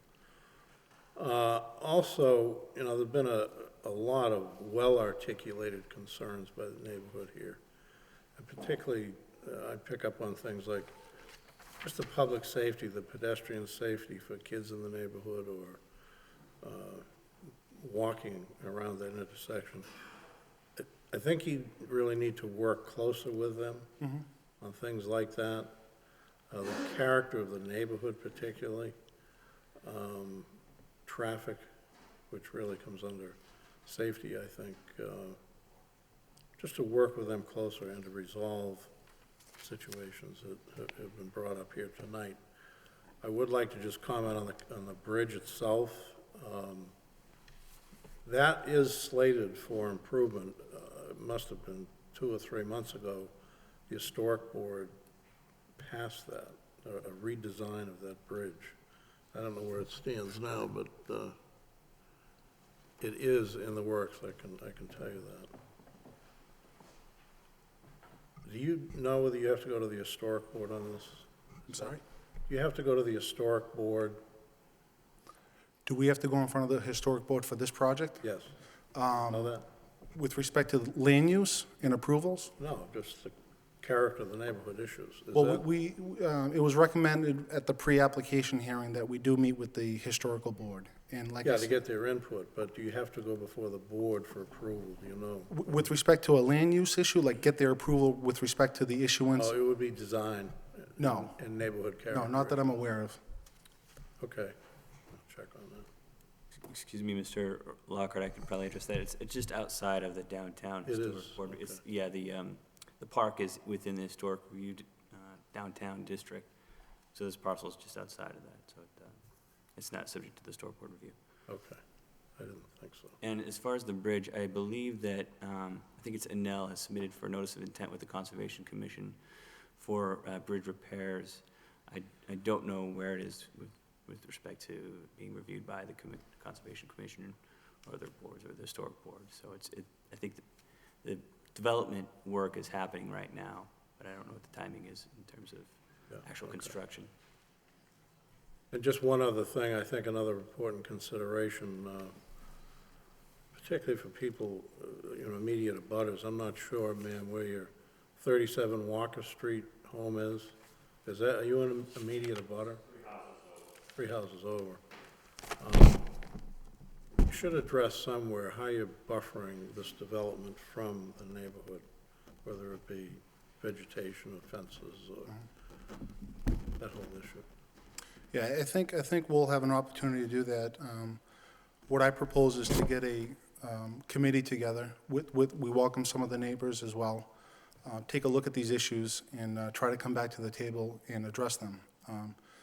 With respect to the buffer, there is a 15-foot buffer, which will be heavily vegetated with trees and shrubs and so forth. So the buffer from the parking structure to the lot line is approximately 15 feet. The details of that, we could certainly talk about that and get that I finalized. think that might be important, yeah. We're receptive towards that. Okay, that's all I have, Mr. Chairman. Thank you. Mr. Gentleman? Thank you, Mr. Chairman. I have a million questions, but the question is where to start. So first of all, I want to say I agree with Mr. Claremont when he says that I'm a little disappointed that we're not further along on the process by the time of the public hearing. I really think when you get to the public hearing, you know, it's not intended to be a brainstorming session. It's you know, here's the proposal, and the public can come down and provide their feedback, and we can vote on it, yes or no. So it's to be so far back in the process, it's a little disheartening. You know, we've already delayed this hearing once, and I don't want to have to keep dragging the neighbors down here to defend their neighborhood or to provide their input. So I'm concerned about that.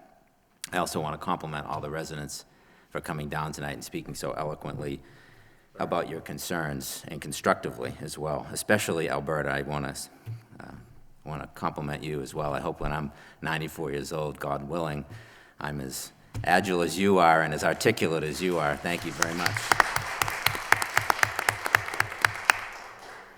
I really think it's a good idea. This is, as Mr. Claremont mentioned, this is sort of a first time for us on this whole dormitory ordinance, and it's a little scary for me, really. I think it's a good idea for us to take a look at it again. At the time it was initially brought up before us, there was some concerns about congestion that this could bring into neighborhoods, and there is no land area requirement on this dormitory ordinance. And at the time, it was suggested that, well, that isn't that much of a concern because there's a severe parking requirement, and anytime we have a dormitory, would have to have the parking, therefore there would be more land area. But we didn't consider the fact that there might be a dormitory built on top of a parking garage, creating even more congestion. So I personally have some concerns about this ordinance and think that maybe it's worth taking a closer look at it. You know, I understand that you'd like a continuance and like to have an opportunity to take a closer look at this and provide more feedback and information. But my feeling is that this development, in my opinion, is so completely inappropriate for this site that, you know, I don't feel comfortable saying, well, let's grant a continuance and see if we can, you know, refine it a little bit. I think there's more than small refinements that need to happen on this. This is a development, I think, that's inappropriate for this site. We got a nice letter, I think, from the neighborhood here that I think says it best. It calls out that in Section 7.8.1, which is the new dormitory ordinance, it says that the development has to be completed to serve student needs without impacting neighborhood character or social structures. And this is right on the fringe of what is still a very residential neighborhood. And I feel as though this development is going to severely impact neighborhood character and social structure.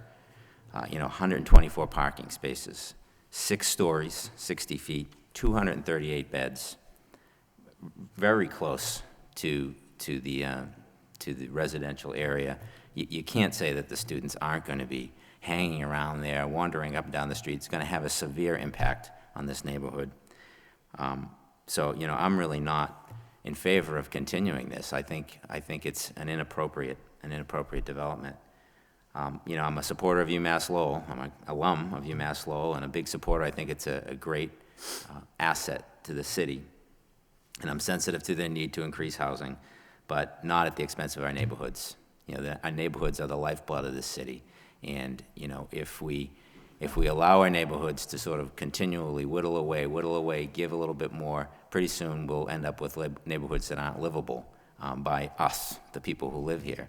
And when that happens, then our city will just cease to exist. So this, I think, requires a lot more than, and I understand that you're within a lot of the zoning requirements that are upon you, but the one overriding thing in my eyes is that it has to be done without impacting the neighborhood character, especially our social structure. And this goes way beyond, in my opinion, that. So I'm really not in favor of granting a continuance. I'd like to vote on it tonight.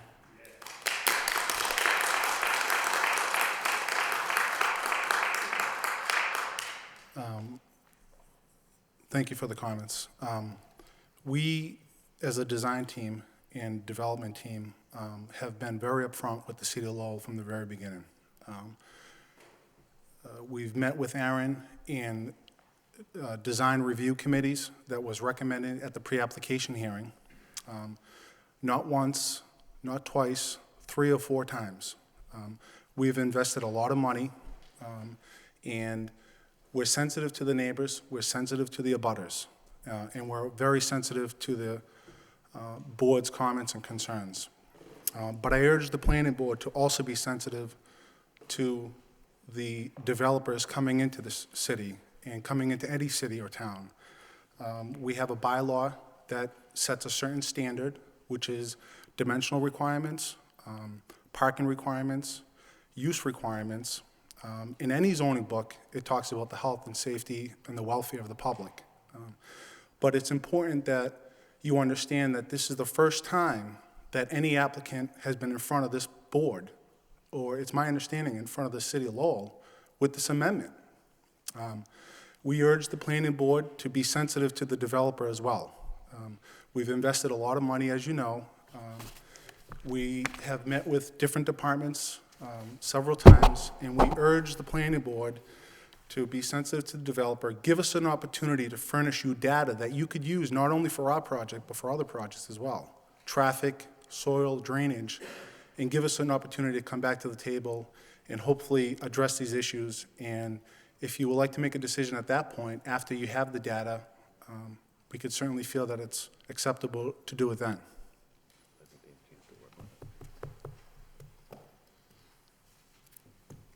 Thank you, Mr. Chairman, thank you. Just a couple of comments that I have. I think a couple issues that were raised earlier by all the board members was, first of all, I know what the dimensional requirements are, but as indicated by Mr. Chairman as well, it's also twofold, because you have to meet those requirements, then you also have to go along with the privately developed operated dormitories. So you have to meet 2 functions of the zoning code, not just one. So they have to be combined. I think one of the main things, I think, is the height where it's going to be. I think basically how the visual impact is. I know, as indicated from the neighbors across the river, it's not as close to the university where it could be, and then how it's going to stick out. And when we talk about the handbook issue, I think obviously when you said what school you have to deal with, well, if you don't deal with the university, I don't think you make the criteria for the dorm anywhere else. Yeah, that issue is brought up a couple times. We've analyzed the bylaws, and it talks about the dormitory-style building and an agreement with a university. It's my understanding that there's several universities in Lowell, correct? Well, we have Lowell University, then we have Middlesex Community College. Well, the bylaw, I don't have it in front of me, but it says university. Privately, right. It says university or educational institution, correct? Aaron, if I'm wrong? I believe that says it, right, okay. All right, If I so. could so interject too, under applicability, it says dormitories developed and or operated by private for-profit organizations must meet a standard substantially similar to those typically provided by the primary institution it serves. So my understanding or reading of that is that, I mean, you've obviously building one very close to UMass Lowell, so I had always envisioned that you'd have some interplay with UMass Lowell to develop the policies. There's a portion of the bylaw that says you have to have designation of an on-site staff member as community liaison with direct interaction with institutional security. So you have to have direct involvement with the university, which is the primary institution it serves. I understand, people can come from other universities, but in point of fact, it's the UMass students that are gonna be looking at that. At least that's the way I see it. And if I can just interject on that, the whole ordinance is really geared around UMass Lowell. Yes, the legal language specifies that it could be other universities, but Middlesex Community College is a commuter school. There's no residents there. This is about UMass Lowell. So, that's the school that would be using these dormitories. So what I was just trying to get up to is if you have to have the student handbook code to be enforced, now that's something that the board has to endorse, okay? And I wouldn't be comfortable giving a conditional. I think Mr. Claremont indicated he wouldn't be giving a conditional, because say if we give a conditional, you get your building permit, and then Lowell doesn't buy into your student handbook code. Then we stop. So I would think, I know I as a board member would want to see what contact you had with that university, who that liaison is, and how that's going to be followed out. I know here how it says you're going to sit down with the fire department, the police department, and the university. But we have to make a specific finding that's going to take care of those needs. So my first question would be, without having communication with that university, Could I refer back to the definition of dormitory? A building used as group living quarters for individuals enrolled or employed by a university, college, boarding school, or convent. okay. All right, then why don't you just answer me That's further defined in the rest of the ordinance with the things that I read earlier. So you can't just hang your hat on that particular sentence. It's further defined with what needs to happen to have approval under this dormitory ordinance. So I think these things all have to be complied with. We'll certainly look at that. And, in addition to the drainage, in addition to the traffic, if you want us to look at that and finalize it, we need to look at that as well. If I accepted your argument then I would need a student handbook response by every school, dormitory, any other educational institution in that whole neighborhood, that you'd have to have a working agreement with each individual in each one of those schools, that we'd have to make a specific finding that it addressed. I think what we're saying is, when this came through, we're looking at, because when the ordinance was first proposed, they did come for different types of where it was allowed in the city. And it was limited to certain parts of the city that'd be close to universities. And basically our big university is Lowell. So without having the student handbook, and then the next question is, if we're gonna get the student handbook, I think if you're saying it's more than Lowell, then you need to give us a standard handbook on every school, university that falls in that district. And then my next question would be, how far are you from the university in feet-wise? To answer that, we're approximately, I believe, 600 to 900 feet from the south campus of UMass Lowell. But to take a step back, the amendment of the zoning, the prior zoning, and Aaron, if you want to just interject and clarify this, the original zoning specifically said that the applicant had to have a written agreement with the university, correct? Are you saying what we passed or what was No, proposed? the former zoning for this site specifically stated that the applicant had to have a written agreement with the university. Correct me if I'm wrong, is that? Charlie, Go ahead. I You can can- address and that. The way that the definition of dormitory was previous to the amendment was that there had to be some specific connection to the institution that it served. So either it had to be owned by that institution, or there needed to be a lease agreement so that whatever developer or operator was operating that dormitory, they had to actually have an agreement, a legal agreement that was made between that institution and the dorm operator.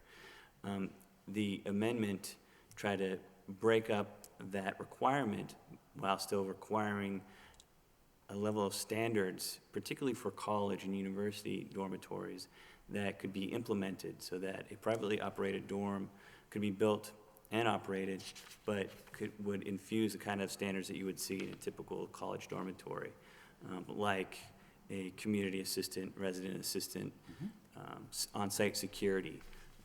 And in this case, a liaison between both the Lowell Police Department and the University, UMass Lowell Police Department. I actually think they are the police department.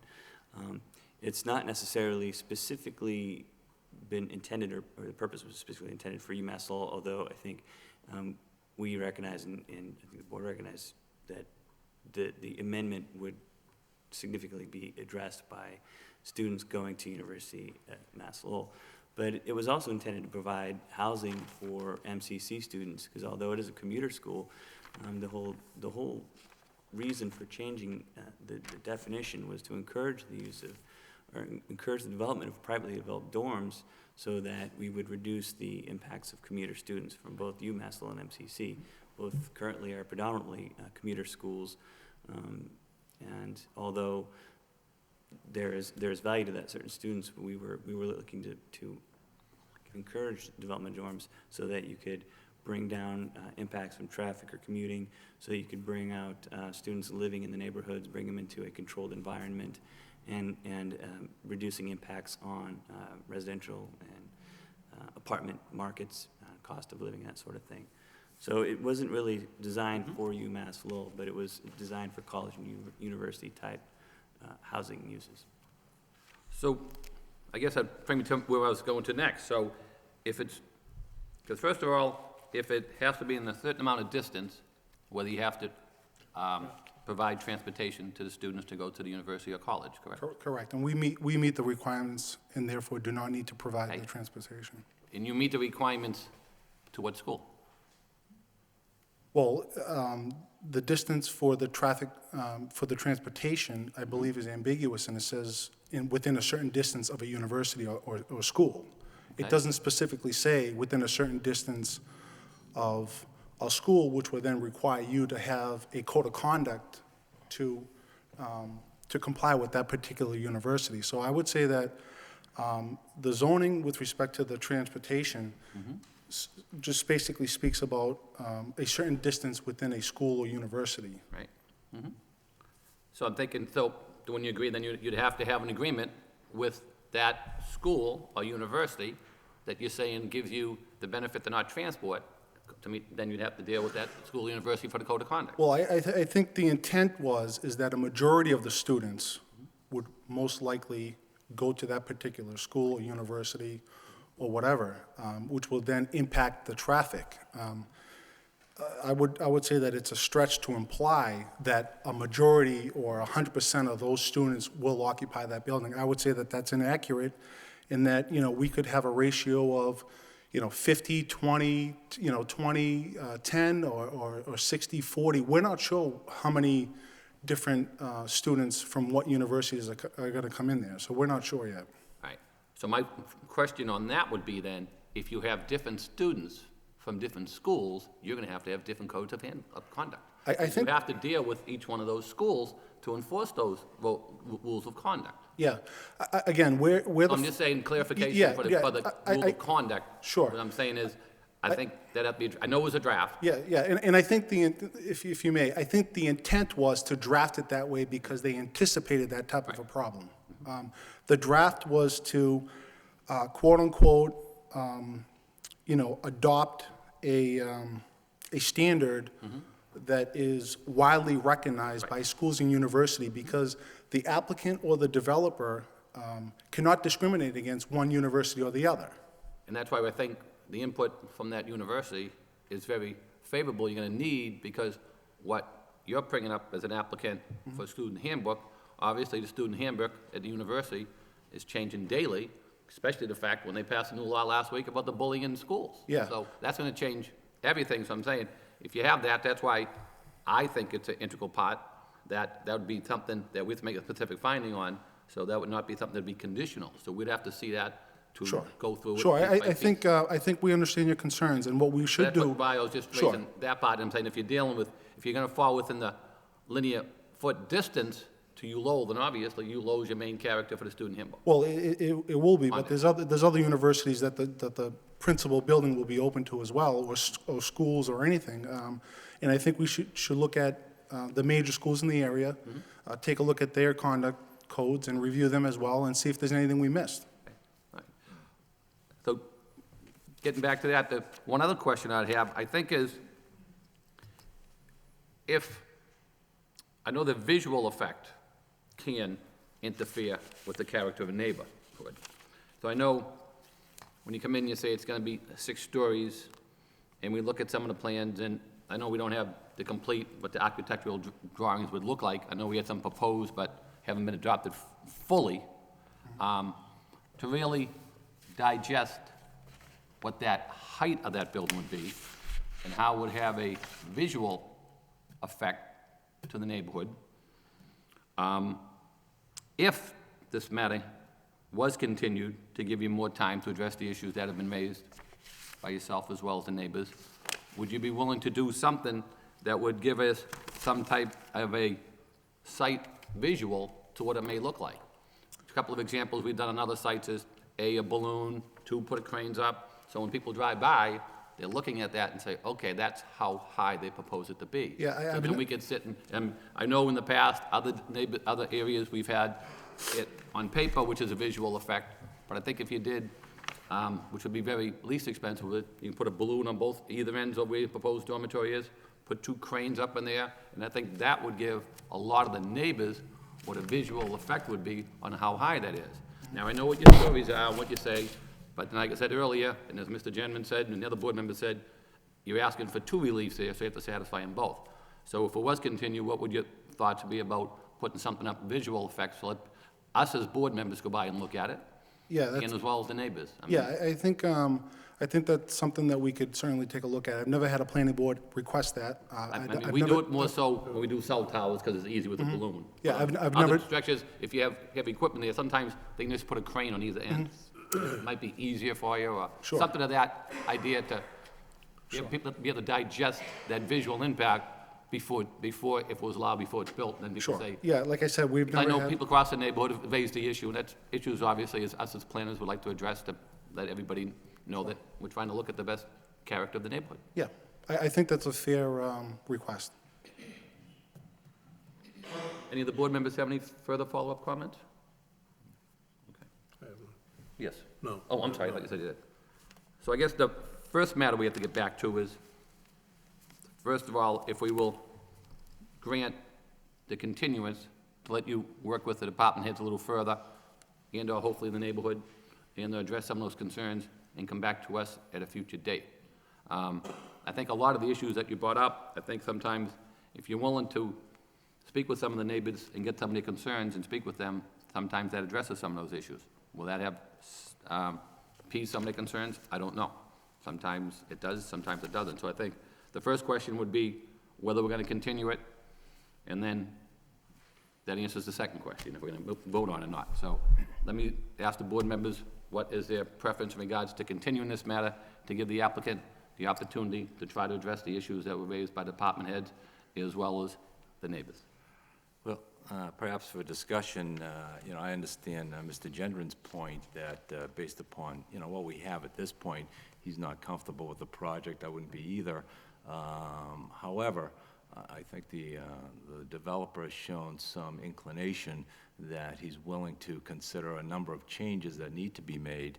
And when we look at these things, we always have to, the balance, the need for student housing with the needs of the neighborhood, which I think are very, very important in this case, as was stated by the neighbors that came out. I'd be interested to see what the traffic study shows and any traffic improvements that they may be suggesting. I'd like to see how you can clear up all the engineering concerns and any possible water concerns, and clear up all the other department comments. I'd also like to see this project, I'd like you to consider scaling it down. I think that's important. I think this is really overloaded for that site. So I would be willing to continue it for perhaps 30 days so these matters can be reviewed by the applicant, and if solutions can be found, wonderful. So that'd be my position on that. Any further discussion on that, or? I'd just like to make a comment. I agree with Attorney Claremont. You have not convinced me that this is a good project for this site, but I'm willing to give you a chance to work with the neighbors and to come back with a better plan. I think you really have to address this character of the neighborhood. It is quite important, and to address their concerns. So I would be in favor of a continuance. Mr. Chairman, if I could. Oh, absolutely, everybody gets a chance to speak. So my feeling is that in order to, in my opinion, meet the requirement that you don't impact neighborhood character or social structure, this project would have to be so drastically reduced that it probably doesn't make financial or business sense for you any further.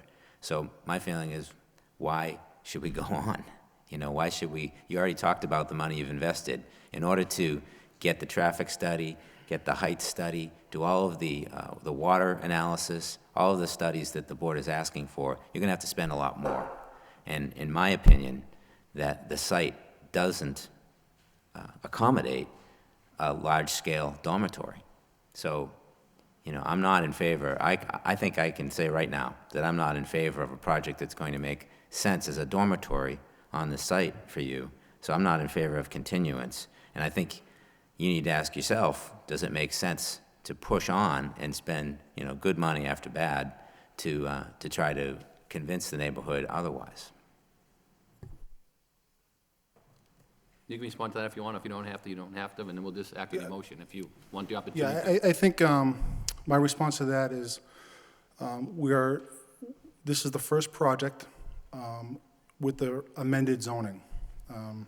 I think we have to be fair to the abutters, the neighbors, and also be sensitive to the developer as well. And I think the data with respect to the drainage and the soils, as well as the traffic, could provide this board a lot of useful information going forward, whether it's this project or something else in the future. So we're going to work with the neighbors. We're going to try to work with the neighbors. We're going to have an opportunity to get the data back. And again, I urge and I request that the planning board continue this matter. All right, thank you, sir. So Excuse me. having all that said, at this point in time, any of the board members want to make a motion in regards to the allowance or the continuance or not? I'd make a motion, Mr. Chairman, to continue this matter for a period of approximately 30 days to Monday, May 3rd, which is 2 meetings from now, to give the applicant sufficient time to consider all the things that were brought up this evening and to come back with us, come back at that point with further information. Okay, the motion's been made. Anybody want to second that motion? I'll second the motion. Okay. Motion made and second. All in favor, say aye. Aye. Chair votes yes. Anybody in opposition? No. Mr. Chairman's opposition. So what we'll do now is, the board's allowed the matter to be continued. Is the 1 month time enough time to address all the issues that have been raised, or do you, okay. If you need more time, you could ask for it now, and then we'll just ask that you have to give us a conditional approval to continue it out further. Well, yeah, I think, If you want to sit with the neighbors, go through all these issues, I'm saying, I know a lot of things come up. Yeah. And we'd rather make sure that you're Yeah, fully prepared instead of come back than ask for a little more time. the question isn't whether the design team could make the changes within 30 days. I think it's important to try to organize a meeting. We're going to give them at least a week to try to organize that. We have to get the data to the departments. Can we do it in 30 days? We'll try, but, it's going to be tough. I mean, if you want more time, I don't think, When is the, I think the question is, when is the planning meetings lie? we meet twice a month. So The first and third Monday of the month, except when a holiday falls. So example, on Patriots' Day, that Monday would be scheduled to meet. Which lies on 30 days? So then we go to that Thursday. So we know, Okay. so we meet twice a month, and sometimes more often if need be. So basically, we do have every year we adopt our tentative schedule. So what was proposed was the May 3rd date. So after that, we'd meet May 17th, which is on a Monday, then we'd go to June 7th. Yeah, So the question is, I don't want to push, if we're giving you continuance, if you need more time, Yeah, the May 3rd is a realistic, I mean, because if you need 30 more, days. if you Which need is more 30 time, days. I'd rather say, it'd be easier to give you more time now.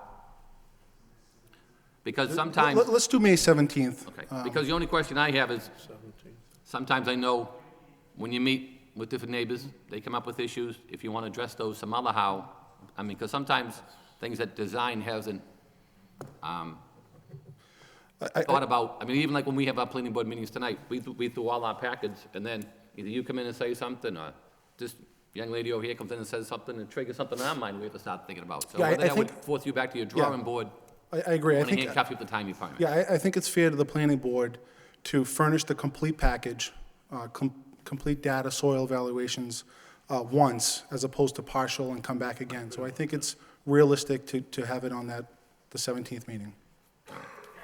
Thank you. So I'd make that motion to continue it to May 17th at the request of the applicant. So let the, Seconded. Excuse me, Chairman Linehan, I just wanted to point out that there is a 90-day constructive approval element It's to at the the site request plan of the approval. applicant, so he'll sign a document to, continue We're the going to meeting. get those documents over. All right, I just wanted to- Requesting the relief of the 90 days. Okay. so just to let the neighbors totally understand, what we're going to do then is we're going to continue it to the May 17th public hearing. What happens is, anybody who wants to speak at that night has a right to come back and speak again. We will make copious notes. I usually try to keep mine pretty well. I know Aaron will give us copies of the minutes for that night. So we will have your concerns and everything you raise. So if you can't come in that night and speak, if anybody else in the neighborhood, it was a result of what they saw or heard tonight, wants to come down, we'll entertain any of the concerns they have. And I know, once the applicant, if they meet with the neighbors, they may alleviate some concerns, or they may raise more concerns.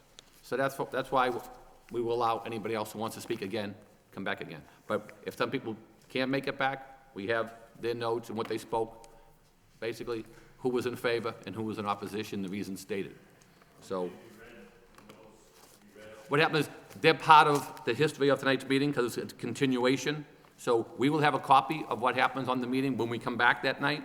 But, so we will all know that this is a continuation hearing.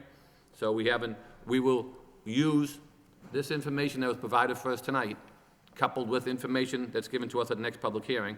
And under all the information we've received, we will make our decision on the totality of all the circumstances that came in before us. No. No. So since it's a public hearing, no.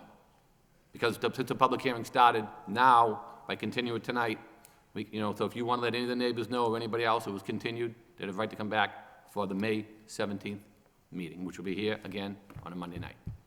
Okay? Mr. Chairman, if I could? Sure. I'm just wondering if the developer intends to have a neighborhood meeting to discuss the issues.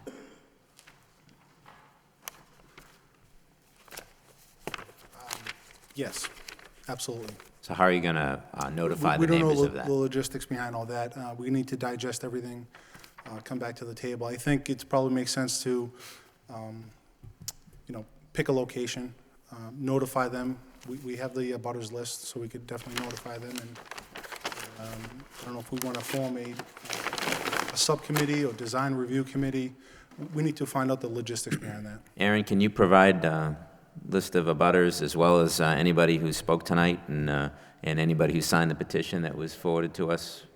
Provide that to the If you didn't developer. sign in, please do. I try to get everybody's address, but I also can provide neighborhood group contacts as well. So Aaron is saying that if you didn't sign in tonight and you're interested in partaking in a public meeting or a neighborhood meeting on this, please sign the sign-in sheet before you leave on the podium. Either that or after you leave here this evening, if you want to give your name and information to this gentleman on the way out the door, he could write it down and make sure he notifies you. Also, I have one question. Sure. About those two cranes that they're gonna set up. Well, they said they're going to, Also like for them to draw a tack from one end to the other, right up against the sidewalk, because that's what the building is. yeah, I wouldn't request that.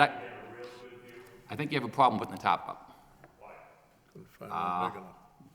When, Big swimming pool tops I can supply. I think the main thing is, what I would be requesting is just the visual. Now, they said they're going to address it. How they're going to do it, I'm not sure, but if you want to ask them with that. But I think if you put that top up, it may affect a lot of other neighbors who are unhappy with that top-up for the interim. You get concerned with sight lines and safety issues with the hang at the top, so I don't think. I mean, we what, can do that. in our experience, I want it up for a few days. Oh, yeah, and put the top up, I see where that could be an issue. Right, I mean, you know, but that's up to them to do it, because that's their liability on it. But I think if you put just the height up, we'll know exactly how it's gonna affect. Because I've thought about how you would do that, and by discussing it with other people from the Division of Planning and Development, they said that. Yeah, but I mean, I think most people get the gist of what the height would be.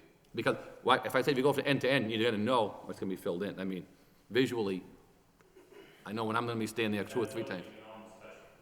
Oh, yeah, we know how close it is. I mean, so, I mean, obviously, we'd request if they could do it to the closest to the lot line without interfering with any safety issues. Mhm. Nope. Oh, those, I don't know. Yes. Yes, Yeah. okay. Oh, we know how big it is. We know. We know exactly how big it is. That's why I want to put it over in this neighborhood and see what it looks like, okay? So we'll put off on May 17th, okay? If you want to contact this gentleman on the way out, you can give him his information, okay? Yes. As soon as they submit them to Aaron, you can call Division of Planning and Development, and Aaron can let you know, and then you can come down and view them. You can get, okay? Just call Division of Planning and Development. They should, because we have to have them so many days in advance so we can review them over. So it should be a good week in advance. Because we like to review them ourselves. So when we come this night, we make all our comments, we get a new set of plans, kind of puts us back the same as it does yourself. Okay, you're welcome, okay? So if anybody wants to give the gentleman your name and address on the way out, he can maybe log that down to meet with you, and then we're gonna move on to our next hearing. Thank you very much for coming on this evening. We appreciate all your input. Yeah, take your Mr. time. Chairman, can I just say one thing? Sure. Could we have all the abutters sign this form as opposed to contacting me directly? Because Aye. I'm just going to get Fine, if you wanna do it inundated that with way. phone calls, it's going to ruin, Okay. yeah, great, thank you. Well, if you want to take that sheet outside, you can take that sheet outside. We'll put another one up for the next. Yeah, take it right outside, There's no other sign public it. hearing, right?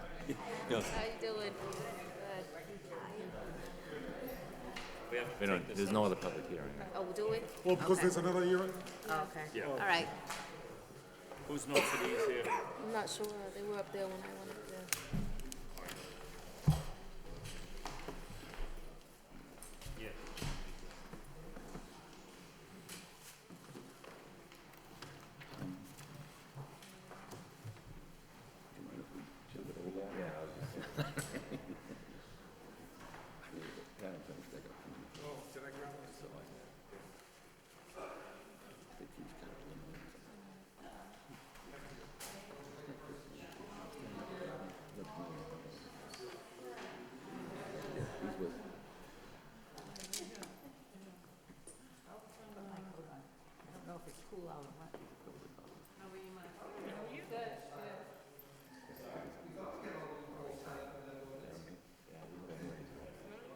Like that with somebody before I forget about it.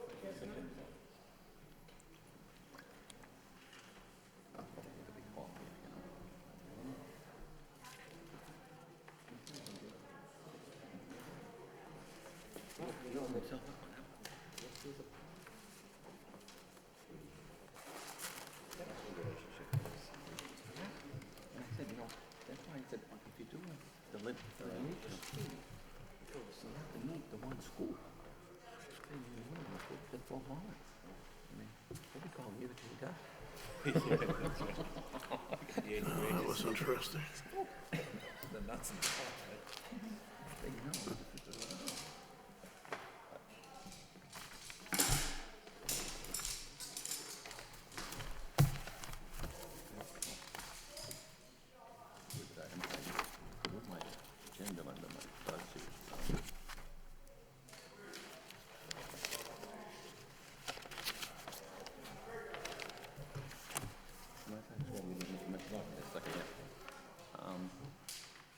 Moving along, if we may, okay. We do have 2 matters on the new business. At this point in time, if the board has no opposition, maybe we could take the matter of Mr. McGowan first, and then the other matter we can go second. Any objection to that? No. Board members? No? Okay. I know you've been sitting here for a little while listening to that, so we'll try to see if we can bring you in a little faster. Then the other one is going to be some zoning amendments that's going to be, I believe, presented to us by Division of Planning and Development. So, and you're welcome to sit through that if you like, but. But, yeah, in that corner there, so. I buried mine.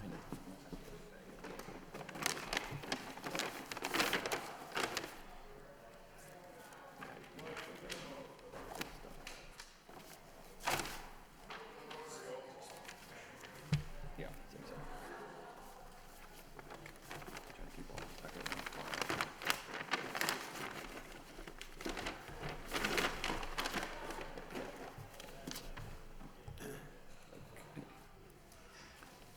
So moving along with the agenda, the next matter on the agenda will be a pre-application session.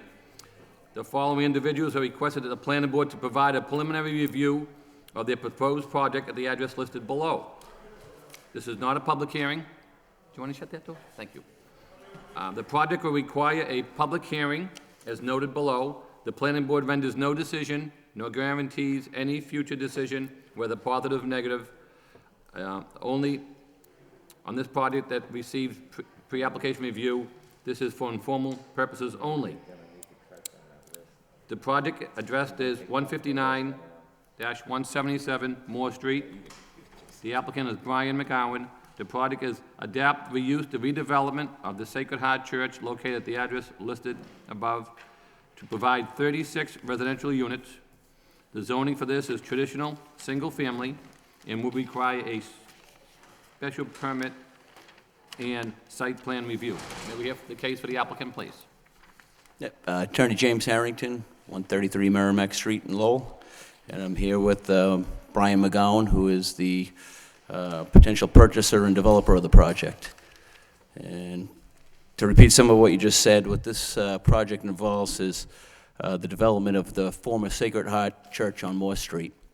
Involves the conversion of 3 buildings on the property, the former church hall, and both buildings were rectories on each, rectory and the convents on each side of the main hall building, into 36 units, residential units. The bulk of the work is obviously going to be interior. There's not going to be much change to the exterior of the building.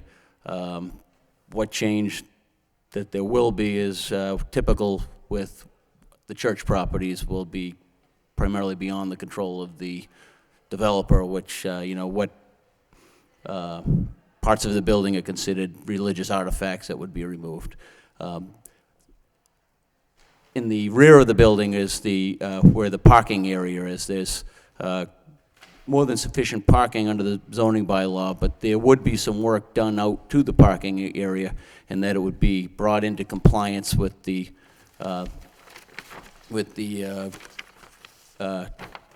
plantings and the requirements under the zoning bylaw.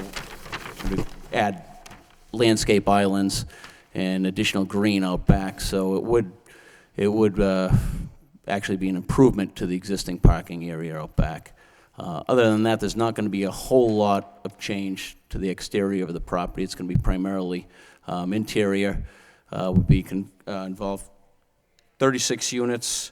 Right now, we provided some preliminary architectural plans.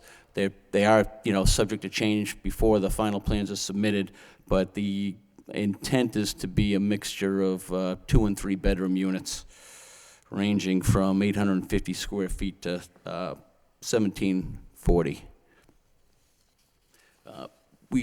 It would require a special permit under section 8.1 of the zoning bylaw. We do meet all of the requirements there, except for we would be requesting a waiver for the units per lot area.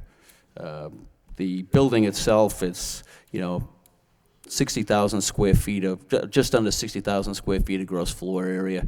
So to put the number of units into these buildings to make it economically feasible would be, really needing that waiver. So this time we're presenting this to the board, obviously, to hear any feedback, any concerns that have been raised. We have met with the neighborhood group. We attended one of their meetings. Mr. McGowan's been in contact, and we've committed to them that once we meet with the board here, we'll be meeting with the neighborhood group again before we come back with our official submittal. I'm sure you just saw how effective that may be.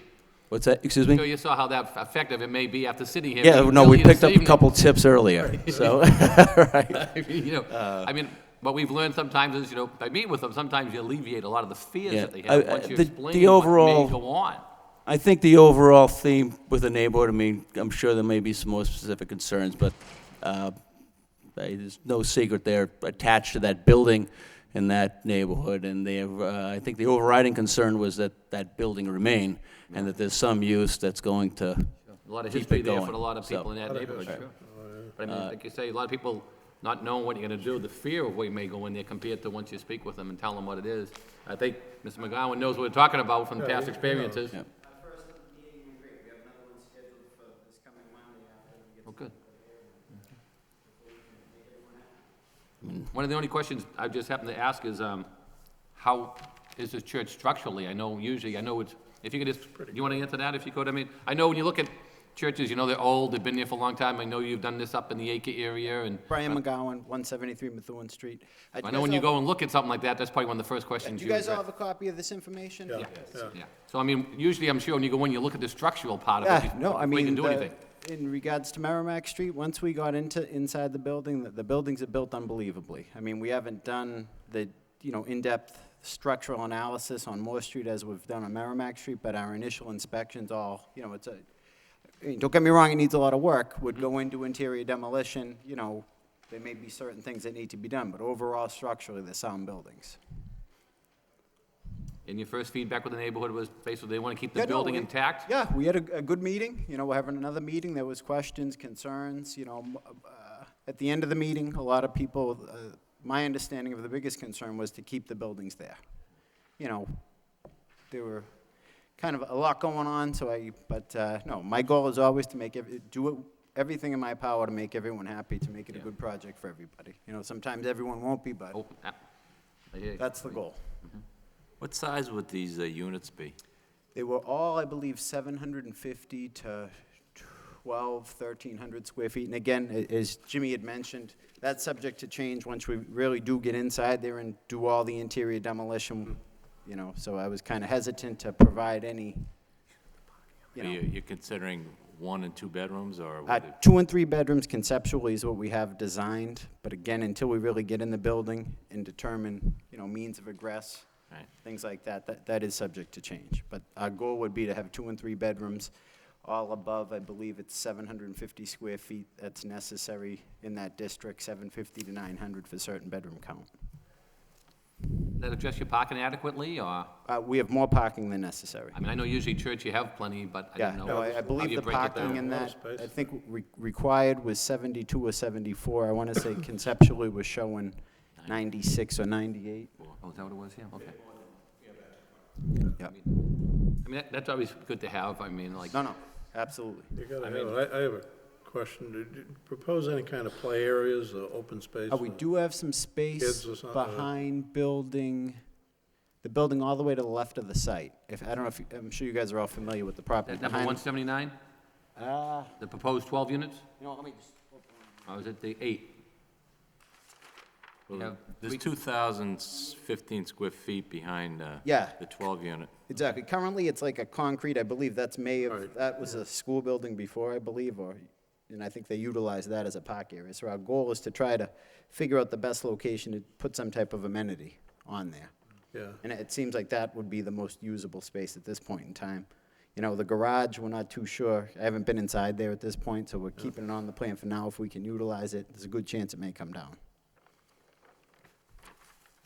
So would all your parking basically stay as the way it's presented now? Yeah. I mean, you don't have to change it much, no? It'll be enhanced, there'll be some landscaping added, we're gonna have to do some Little stormwater landscaping, management, okay. things You gotta like that, comply but with it'll, Merrimack Street, we're not too far along now, but the goal when we're done, it'll be a lot better looking than what it was. Same thing here would be the case, None of these islands are shown here, actually.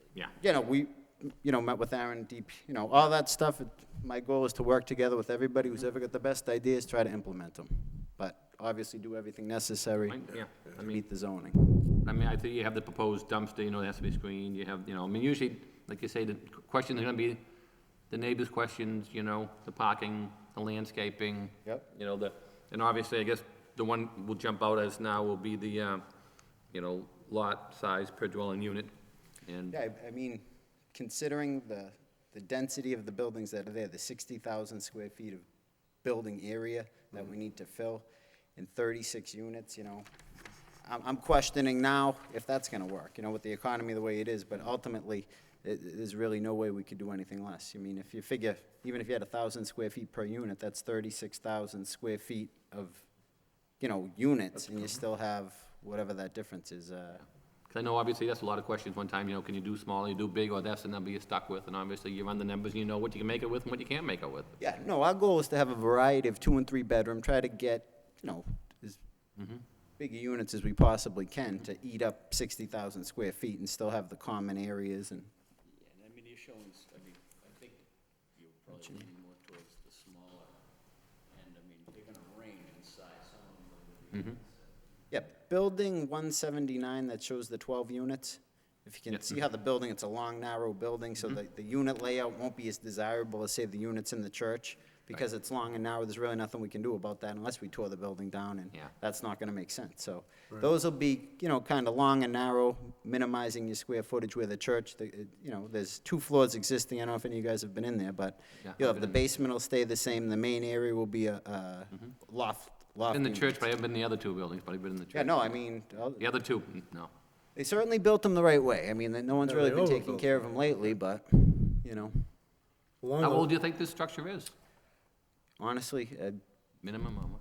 1920 maybe. I could be totally off. Yeah, I know you know by looking at it, you have some idea, but Yeah, ballpark. no, it's old. My grandfather's parents used to walk there from East Chelmsford, so I know it's I know Mr. Fleming would know. Yeah, Brendan he was would there. know. Brendan was Oh, there, yeah, wouldn't he? oh, definitely. Brendan was always there. On the western, I think Now we it's, see him over yeah. at St. Maurice, but. on the western lot line, are you dealing with many direct abutters there? And what do you plan, if anything, at this The point? neighborhood meeting where they were, where the main part of the meeting was to do with the bridge work on 495, so I think just about everybody. In the neighborhood. Anywhere near there was Yeah. at the meeting. And then the questions were, plenty of them all directed at the same time, so I did my best to address them all, but there was nothing that stuck out to me as a major concern. I would have rectified it prior to coming here, and my goal was to meet with them again Monday. Any input you guys have, be, you know. Take some kind of a buffer there, you know, whatever it might be. Jim, my suggestion would be to strive to meet the land area per dwelling unit requirement. Yeah, impossible. Well, I think you should strive to meet it. That's my feedback. No, Because, I let me give you my perspective on Yeah, it, yeah. because this is a congested neighborhood. Yep. Bringing more residents in there is going to make it even more congested. I think that our land area per dwelling unit requirements in the city are pretty liberal. I think they should be higher, frankly. Yep. You know, I think that it's not asking a lot for a developer to meet those requirements. I think that, you know, it'll definitely increase congestion. It'll definitely increase traffic in this neighborhood, having all those new dwellings there. And I think 27 units is a lot of units to add to that neighborhood. So my feeling is that you should strive to meet that. I can appreciate your concern, you know, why I tried to show the square footage of the existing buildings, to keep buildings standing there and to, you know, I can totally appreciate where you're coming from, but it would be impossible to make this feasible with that. So I know my position there won't So are change. you willing to share those numbers with us? To share your financial estimates with us? Why you don't think it would make What it's gonna cost me financial to, sense? well, if Yeah. you figure $100 a square foot, now that's aggressive, times 60,000 square feet, that's $6 million just in cost to renovate the building. The debt service on that that's not even acquisition. So it's just totally, would never work for anybody. So can you, I mean, I know you've thrown some numbers out. Would you give us an analysis to show us that? Yeah, I mean, Provide that? yeah. I mean, basically. Everybody comes up here and says, oh, it'll never work. If I need to violate the city's regulations because financially it'll never work for me. How do we know No, if I that's can- true or not? No, absolutely. I can appreciate your concern, but I think the zoning has been written to allow circumstances such as this, religious buildings, to keep them intact, to try to give somewhat of flexibility. I mean, it's at the board's discretion, obviously, but I can tell you, you won't see me in front of you if I couldn't get that unit count, because even at that unit count, I mean, the property's been on the market for such a long time, for the reasons being, you have to make somewhat sense of the numbers, and it's gonna be tough making sense of it with 36. But I appreciate, your thoughts. So I'm on it. asking you if you'd share that financial I mean, I data can with us. share, in general, an analysis showing you, if you have 60,000 square feet of building area, on average, $100 a square foot is a very, conservative, most people aren't building for $100 a square foot. So that would be $6 million just to, best case, renovate those buildings. So just to renovate it at you'd have to sell the units or rent the units for such an absorbent, it would never work. I mean, if you did 36 times 200, 36 times 100 is 3.6 million, times 2, it would be 7.4. You'd still be losing money after you renovate it and bought the building. So that's kind of, in general, but I could put that down if that would help you out. Yeah, that would help. And, so I can understand the desire to keep the structure. I think that's important too. But we have to weigh that against the congestion and the impact on the neighborhood. So, Absolutely. And my goal so was prior to meeting with if you're this asking board- me for my input, No, my input absolutely, is and I meet the appreciate it. requirement. I appreciate it, and that's my goal with meeting with the neighborhood before even coming to this preliminary, is I wouldn't even be standing in front of you if they were opposed to what I was planning here. My goal is to get the support of the neighborhood, of the city. If I can't do it, it's not really worth me doing it. I live here, a lot of my business is here, so my goal is a win-win for everybody. I think the buildings, I don't know, people probably call me crazy for coming in here for 36 units, but I appreciate it. I will address it to the neighborhood. Hopefully, if the neighborhood supports it, maybe I can get you guys to support it. Any other questions, any board members, any more comments? No? Okay. Thank you for your input, and we encourage you to work with the neighborhood. I think that's a very effective tool to get their input. I mean, Oh, absolutely. obviously, they come in, they're the ones who live there, and we all know the neighborhood there very well, so I'd like to hear their comments as well. Absolutely. And I'll do my best to show you a quick analysis on that. I Thank you. appreciate your time. Okay. Thank you. Thank you.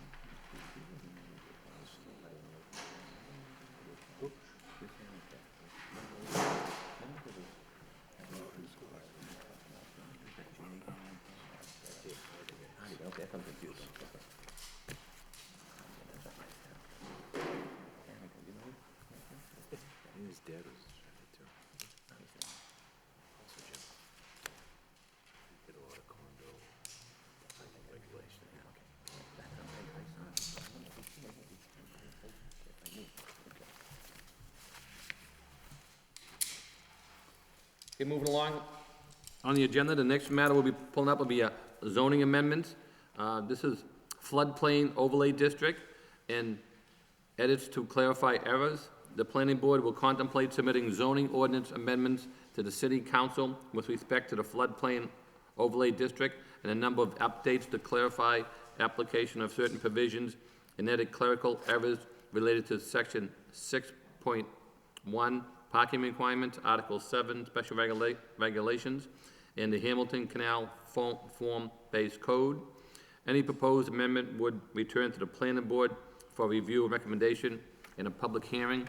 I got a call on this just a little while ago from Adam Backey indicating, procedurally in the past, the planning department has come before the planning board when they want to make a change to the zoning. A lot of times it comes by way of motion through the council. He said, I know we've seen it in the past, but we haven't seen it recently. So he was indicating, I think a lot of this, the first part got triggered with some of the wet problems we've had and how they have to Yeah, keep up with the, obviously. with the floodplain area. So he just spoke with me briefly, you know, saying that we're gonna try to bring this before the planning board, and obviously, if the planning board wants to, you know, send it back, then it goes to regular public hearing view, you know, before the council. Council make the recommendation, if need be, to send it to us for public hearing. Then from the public hearing, it would go back to the council for full adoption.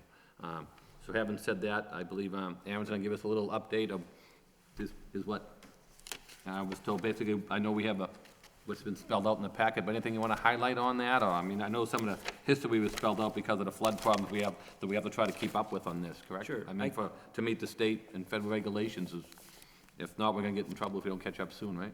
Well, yeah, basically for the floodplain overlay zoning district, the proposed amendment, all it does is amend the existing ordinance so that it matches the updated FEMA firm maps, which are the flood insurance rate maps. And the city right now is in the FEMA's National Flood Insurance Program. And what it does is it, by complying with this program, and at least one of the requirements is that we actually have this overlay district in place. By meeting those requirements, folks who live within the 100-year floodplain are guaranteed access to flood insurance. If we are not able to amend the overlay district to match the updated firm, the folks who live in the 100-year flood zones may not have access to flood insurance. That's basically what this amendment is about. Aaron, do you know if the change in the flood map is gonna put some people that are currently not in the flood zone into the flood zone? Interesting. I haven't analyzed the maps themselves, but I do believe that there are some changes to the actual elevation that would be included into the 100-year. So I suspect that there probably are some people that would be included into that. This doesn't change this amendment itself doesn't change their rates. That's a separate program from FEMA. Right. That's, the firm maps themselves are addressing that. This amendment is only trying to address Adopting the new map. a new map, so the people that are now going to be in the 100-year flood zone are ensured that they would have some sort of flood insurance available to them. Any of the board members have any comments on this matter, questions, before we have a move on to the next one? We can just take them piece by piece, as part of the easiest way to go, I believe, Aaron, right? Have you addressed them one at a time, or? Does the board Yeah, I members can wanna- go through the rest of them if you like. All right, but either way, anybody, if you want to take them one by one, this is the biggest one, then the rest are more housekeeping matters. Yeah, mostly Anybody- housekeeping. Anybody have any questions on the floodplain overlay? No. No? Okay, do you want to move along to the next one then, Aaron, if you don't mind? Sure, so as you mentioned, the rest of the proposed amendments are just housekeeping, trying to clarify some of the regulations and some of the requirements in the zoning ordinance, and some flat-out edits of the ordinance. So the first one is related to section 618, screening and parking facilities to public property. Basically, the way it reads now is that any publicly owned land or publicly accessible land, such as a park or public space, a playground, would have a screening from a parking lot. But what's unclear is does that mean rights of way, such as streets? And the intent was never to require screening from parking lots to the street. In fact, that's something we would want to discourage. So what this is trying to clarify is that the screening between parking lots and public spaces is publicly accessible open space or recreational space, not just public space in general. So that's a clarification on that point. And then section 6110, the dimensional requirements for off-street parking. The existing, one of the existing districts is called the high-rise mixed use, which I think is what the high-rise commercial district used to be called. All we're doing is changing that to its current title of high-rise commercial. So it's from HRMU to HRC. So that's purely an edit change. Any board members have any questions on those amendments? So I guess basically what we need is vote from the board one way or another is to send this, to propose the changes of zoning code and to send it forward to the city council to have an appropriate public hearing proposed. So what's the board's feelings on having the... Mr. Chairman, are we going to go through the other amendments, or are you going to take these separately? I don't mind if we do them one at a time or together with, What's this parking thing? I think the other one, what was the other one? The other one was the, Stack parking.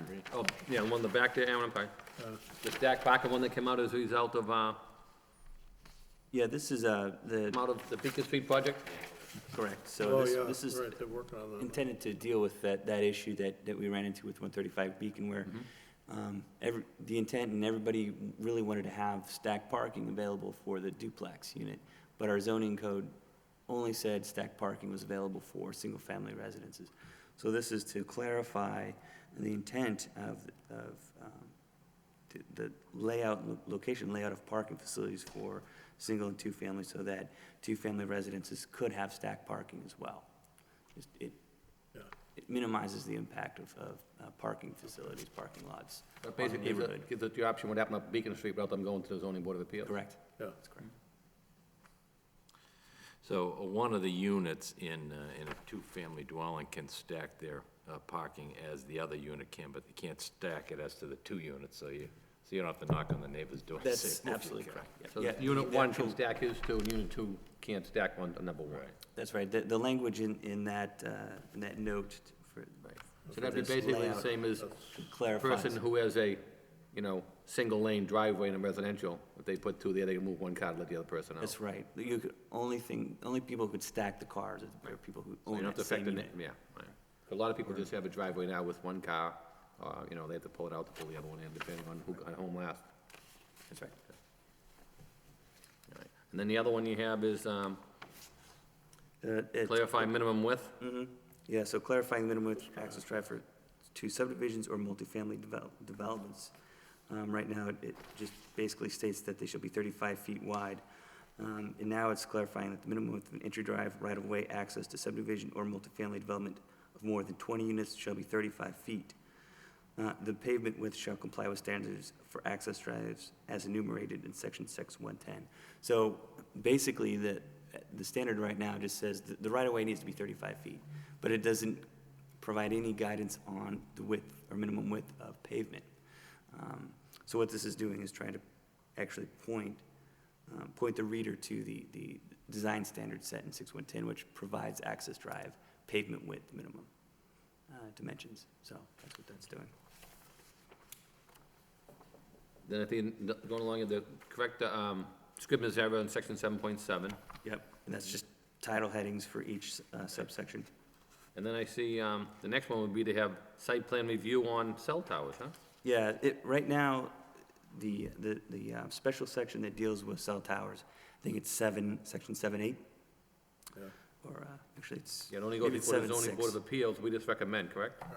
Correct. Well, That's right why we right see it in now, the ZBA notices, right? right now, that section requires that new cell towers go before the planning board for site plan review.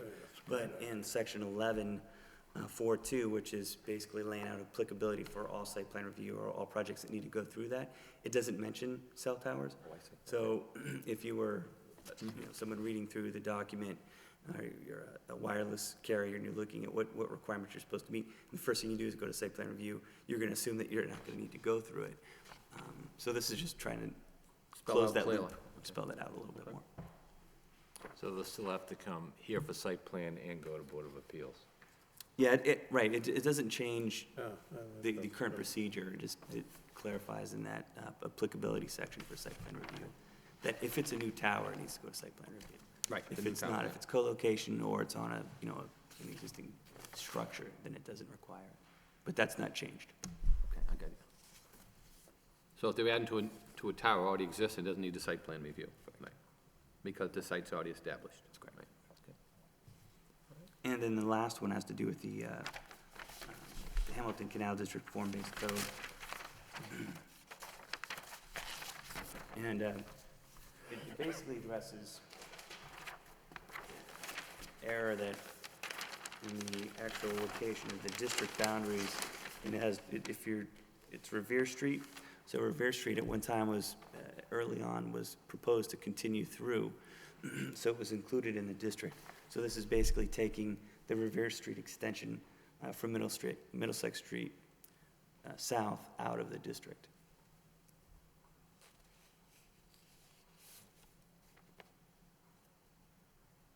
And then, so that's the first one. And the second one is, I'll just read it. Add the following words to the end of the first complete section of section 10.3.12.2, or if owned, operated, and managed by the city of Lowell,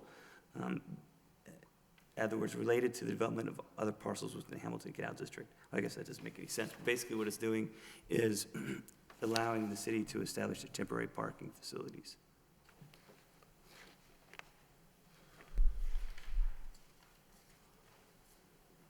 Like that, would it come down, so it doesn't have to be paved to be temporary for the city, correct? I believe so, yes. I think that's what Adam was, when you Yes. talked briefly about it. That's So right. This way, so anybody else in that district just can't go in and put it, I mean, the city could put in a temporary dirt parking lot for the time being, instead of having the city make it be paved while they temporarily move it, instead of putting the burden on the city. Yeah, and the intention all along was to allow the city to do this as it was a phased project. And it was to be basically to give the city the benefit of relief, instead of having, make them pave a temporary spot while they move to the next project to move along. I remember Adam and I spoke with that a little bit more in depth, and he said, basically to give the city the relief of not paving for a temporary spot. So if they're putting cars there temporary, they can put them on dirt. If the city does it, but not any other developer. And that way it saves the city cost them not have to pave everything. They want to put cars a couple of weeks, then move them the next couple of weeks as the project moves forward, correct? Yeah, I think it's just to add flexibility to the phasing of projects. So they can move the parking where As the project fits as the need desires. Yeah, as the phases move forward, these things are going to be, rather flexible, and be moving parts, so it allows some flexibility as that phasing happens. Any board members have any comments or concerns on any of those? Aaron, I was just wondering if you could clarify the stacked parking change for me a little bit. I'm not quite getting it. So I can pull it back out for you. So right now, But essentially, it's section 6111. It's notes to the dimensional parking standards. Currently, it allows stacked parking for single-family structures. So you can park back to back. Right. And there's no other kind of structure that allows that except for garages. So if there's a garage, you could have a garage space, and then one space can be right behind that garage. What this is In a single allowing- family? In a single family only? That is also for a townhouse stacked. So if you had townhouses with a ground floor garage, it allows a parking space to go behind the garage. Yes. So One that- occupant, one Only occupant. one, right, not two spaces, just one behind the garage space. What the stacked parking allows is two cars parked back to back, not in a structure, not in a parking structure, just on a parking driveway or lot, I guess. Yeah.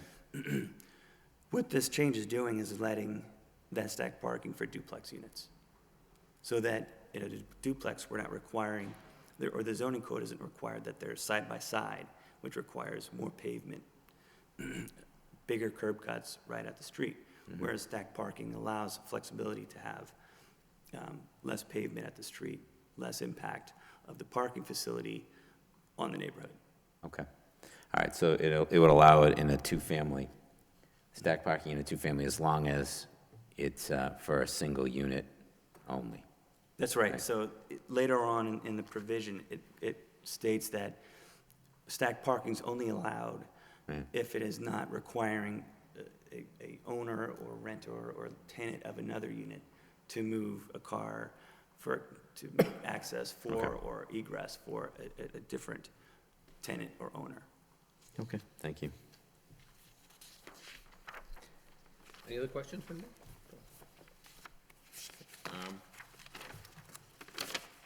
So this would go by the way of the public hearing matters if we want to move this forward to go to a public hearing to adopt these changes. What's the recommendation of the board? Make a motion to recommend approval of these zoning changes. I'll second the motion. Motion made and second, all in favor, say aye. Aye. Aye. Chair votes yes. So these matters will And if, I know they're gonna, I think Adam said they're gonna try to move on these kind of quickly, have them back before May, maybe, most likely. That's possible, yeah, very Sometime possible, in May, exactly. maybe, try to get into council, council refer it back to us, then we have to post it for a public hearing. Yeah, so we we're come we're in. basically trying to piggyback these onto existing motions amendments that have been requested, because we actually have to do all the notification and So it's easier to do them all at once. do it at once, and it saves the city money, so we're trying to get these things just taken care of all at once. So I think it's gonna go back to the city council the next couple of weeks. Okay. Excuse me. So moving along the agenda, we have notice in the budding towns. I know we received some of those today by way of email communication. Anybody have any questions or concerns with them? Having not entertained a motion to place those on file? So moved. All in favor, say aye. Okay, those have been adopted. We do have, we did receive tonight another notice for an A&R approval, which we received for filing purposes, but we can put that on the notices as well. And then we do have zoning board of appeal notices. I believe we have two. The first one is for a special permit and variance for a sign. This is for Barlow Signs at 720 Rogers Street to allow for the refacing and internally illumination of existing wall signs. Two of them, I believe, to be replaced. The existing signs pursuant to 6.3 of the zoning ordinance. So this is something where they're looking to change the sign up there. Do they have any concern with this, or should we refer this to our design sign planner? I make a motion that we refer to design planner. I'll second. Motion made and second, all in favor, say Mr. aye. Chairman, before, Chair votes yes. yeah, I have no problem referring to the design planner, but Rogers Street is just becoming a haven for one sign bigger than the other, internally illuminated. It's turning into a highway. And, I have some real concerns about bending the rules further to allow larger, more illuminated signs. Where's it stop, right? One's bigger, next one Yeah, gets bigger. and so the don't next block guy that wants, one. we want a flashing message on it or something, I think those existing. So the question is, I mean, they're changing the sign, Bigger so. than they should be to be. Yeah, that's I think I exactly read right. that, The yeah. ones that are there are bigger than they should be. Yeah, And now, so we're gonna take the signs that are should bigger be than we dealing should be, and we're gonna internally illuminate them. Right, And should be dealing I just think, So the I'm question not in is, favor of that. So the question is, if they're gonna try to change them, could be a good time to make them be more conforming, Yeah. That's a good point. you know? So Aaron, maybe we could put that in, that we can make the referral there, but the board has some concerns with the amount of signs going up on busy Rogers Street, and if they are looking to change the signs, maybe they could be more conforming to the regulations that imposed by the city for the signs. Yes. I mean, reason if why they're they gonna shouldn't be. put a new one in, maybe make it a little more conforming. I mean, so And I don't, if you're gonna change it, make it change for the better. Yeah, I can add that. Makes I don't sense. think that's gonna go counter to the recommendation from the design planner. We've frequently voiced similar concerns on the size of these signs that are coming in for review, so I think it's gonna be a So if you similar just want message. to make that recommendation with that Thank you. caveat, we'd appreciate it, okay? So next matter is a special permit and variance. This is the applicant is Steve and Zagoras, and it's at 643 Broadway Street, to reestablish relief previously granted, allowing the extension of a previous extension non-conforming use by converting a 2 to a 3 family and a 4 to a 5 family, and to vary the required parking pursuant to section 6 and 4.52 of the zoning code.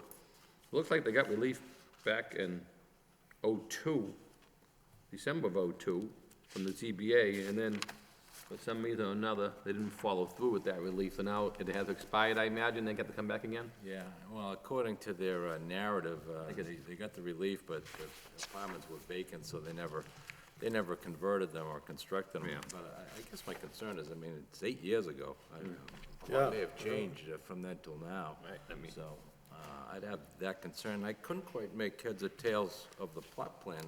It looks like there's 4 buildings on this lot. I'm not sure what buildings we're concerned with here. They're converting a 2 to a 3 and a 4 to a 5. It would be a total of 8-family dwelling. And I see 3, 7, 10, 13 units here. Yeah, when I looked at the plan myself, I had a hard time digesting some of it. I'm like, I mean, they give you the dimension requirements, but it doesn't really spell out how the building structures are being proposed. I mean, it's just kind of loose. It shows you, you know, the intersection of Phillips and Broadway, but, and as you say, I mean, obviously, if it's almost 10 years ago, a lot has changed in the neighborhood. I'm thinking what they're showing us is what's there now, 3, Yeah, that's a 3, big 4, 3, and 3, asphalt because they're parking converting a area, 4 to a 5. I don't see a 5 here. So they're gonna be, you know, we got it's not on 13 the- units right here. They wanna add 2 more units. This area is highly congested, and they're making it more congested. I have some Make a serious. motion, recommend denial. I'll second it. Motion made and second, all in favor, say aye. Aye. Chair votes along with the denial. Moving along on the agenda, that completes the zoning board of appeals recommendations. Any further comments? Aaron, did the planning department have any further comment for the board to consider, or? Not at this point there was anything. I just did want to point out in the email that you received a little bit earlier with budding notices, there was also communication from Pride Star. They have an open house for their new, I guess, corporate office on Stedman Street. When is that? I don't know if I don't have the date off the top of my head. Was that in the notices that we see this afternoon? Yeah, Okay, I'll double check it then. They emailed it out attachment late. for that. I saw it late, but I didn't have a chance to digest it all, okay. So I believe they're going to be moving into that office, so it'd be nice to see that. One other thing you emailed us, had to do with the University of Lowell drainage or something? Oh, yes, the emerging... That's what we got like a week or so ago, so I read part of that. Yeah, the Emerging Technologies building that we've all Oh, yeah, heard about Smith Hall. over the years. They filed an notice of intent to the Conservation Commission, and not all the time, but usually we will receive plans as a copy. The planning board received plans for review. So I just wanted to provide you a copy of, with the general intent of that. I have more plans. It's all very related to the stormwater. So that goes before conservation at a future date? Correct. It's just a notice of intent to the Notice of Conservation intent, okay. Commission. Yeah. And that's because there's going to be an outflow, or improvement to the outflow that already exists Oh, I to see, yeah. the Merrimack River. Any of the board members have any comments or follow-up? No? Having none, we'll entertain a motion to adjourn. So moved. Motion made and second, all in favor, say aye. Aye. We have adjourned. Good night, and thank you, everyone.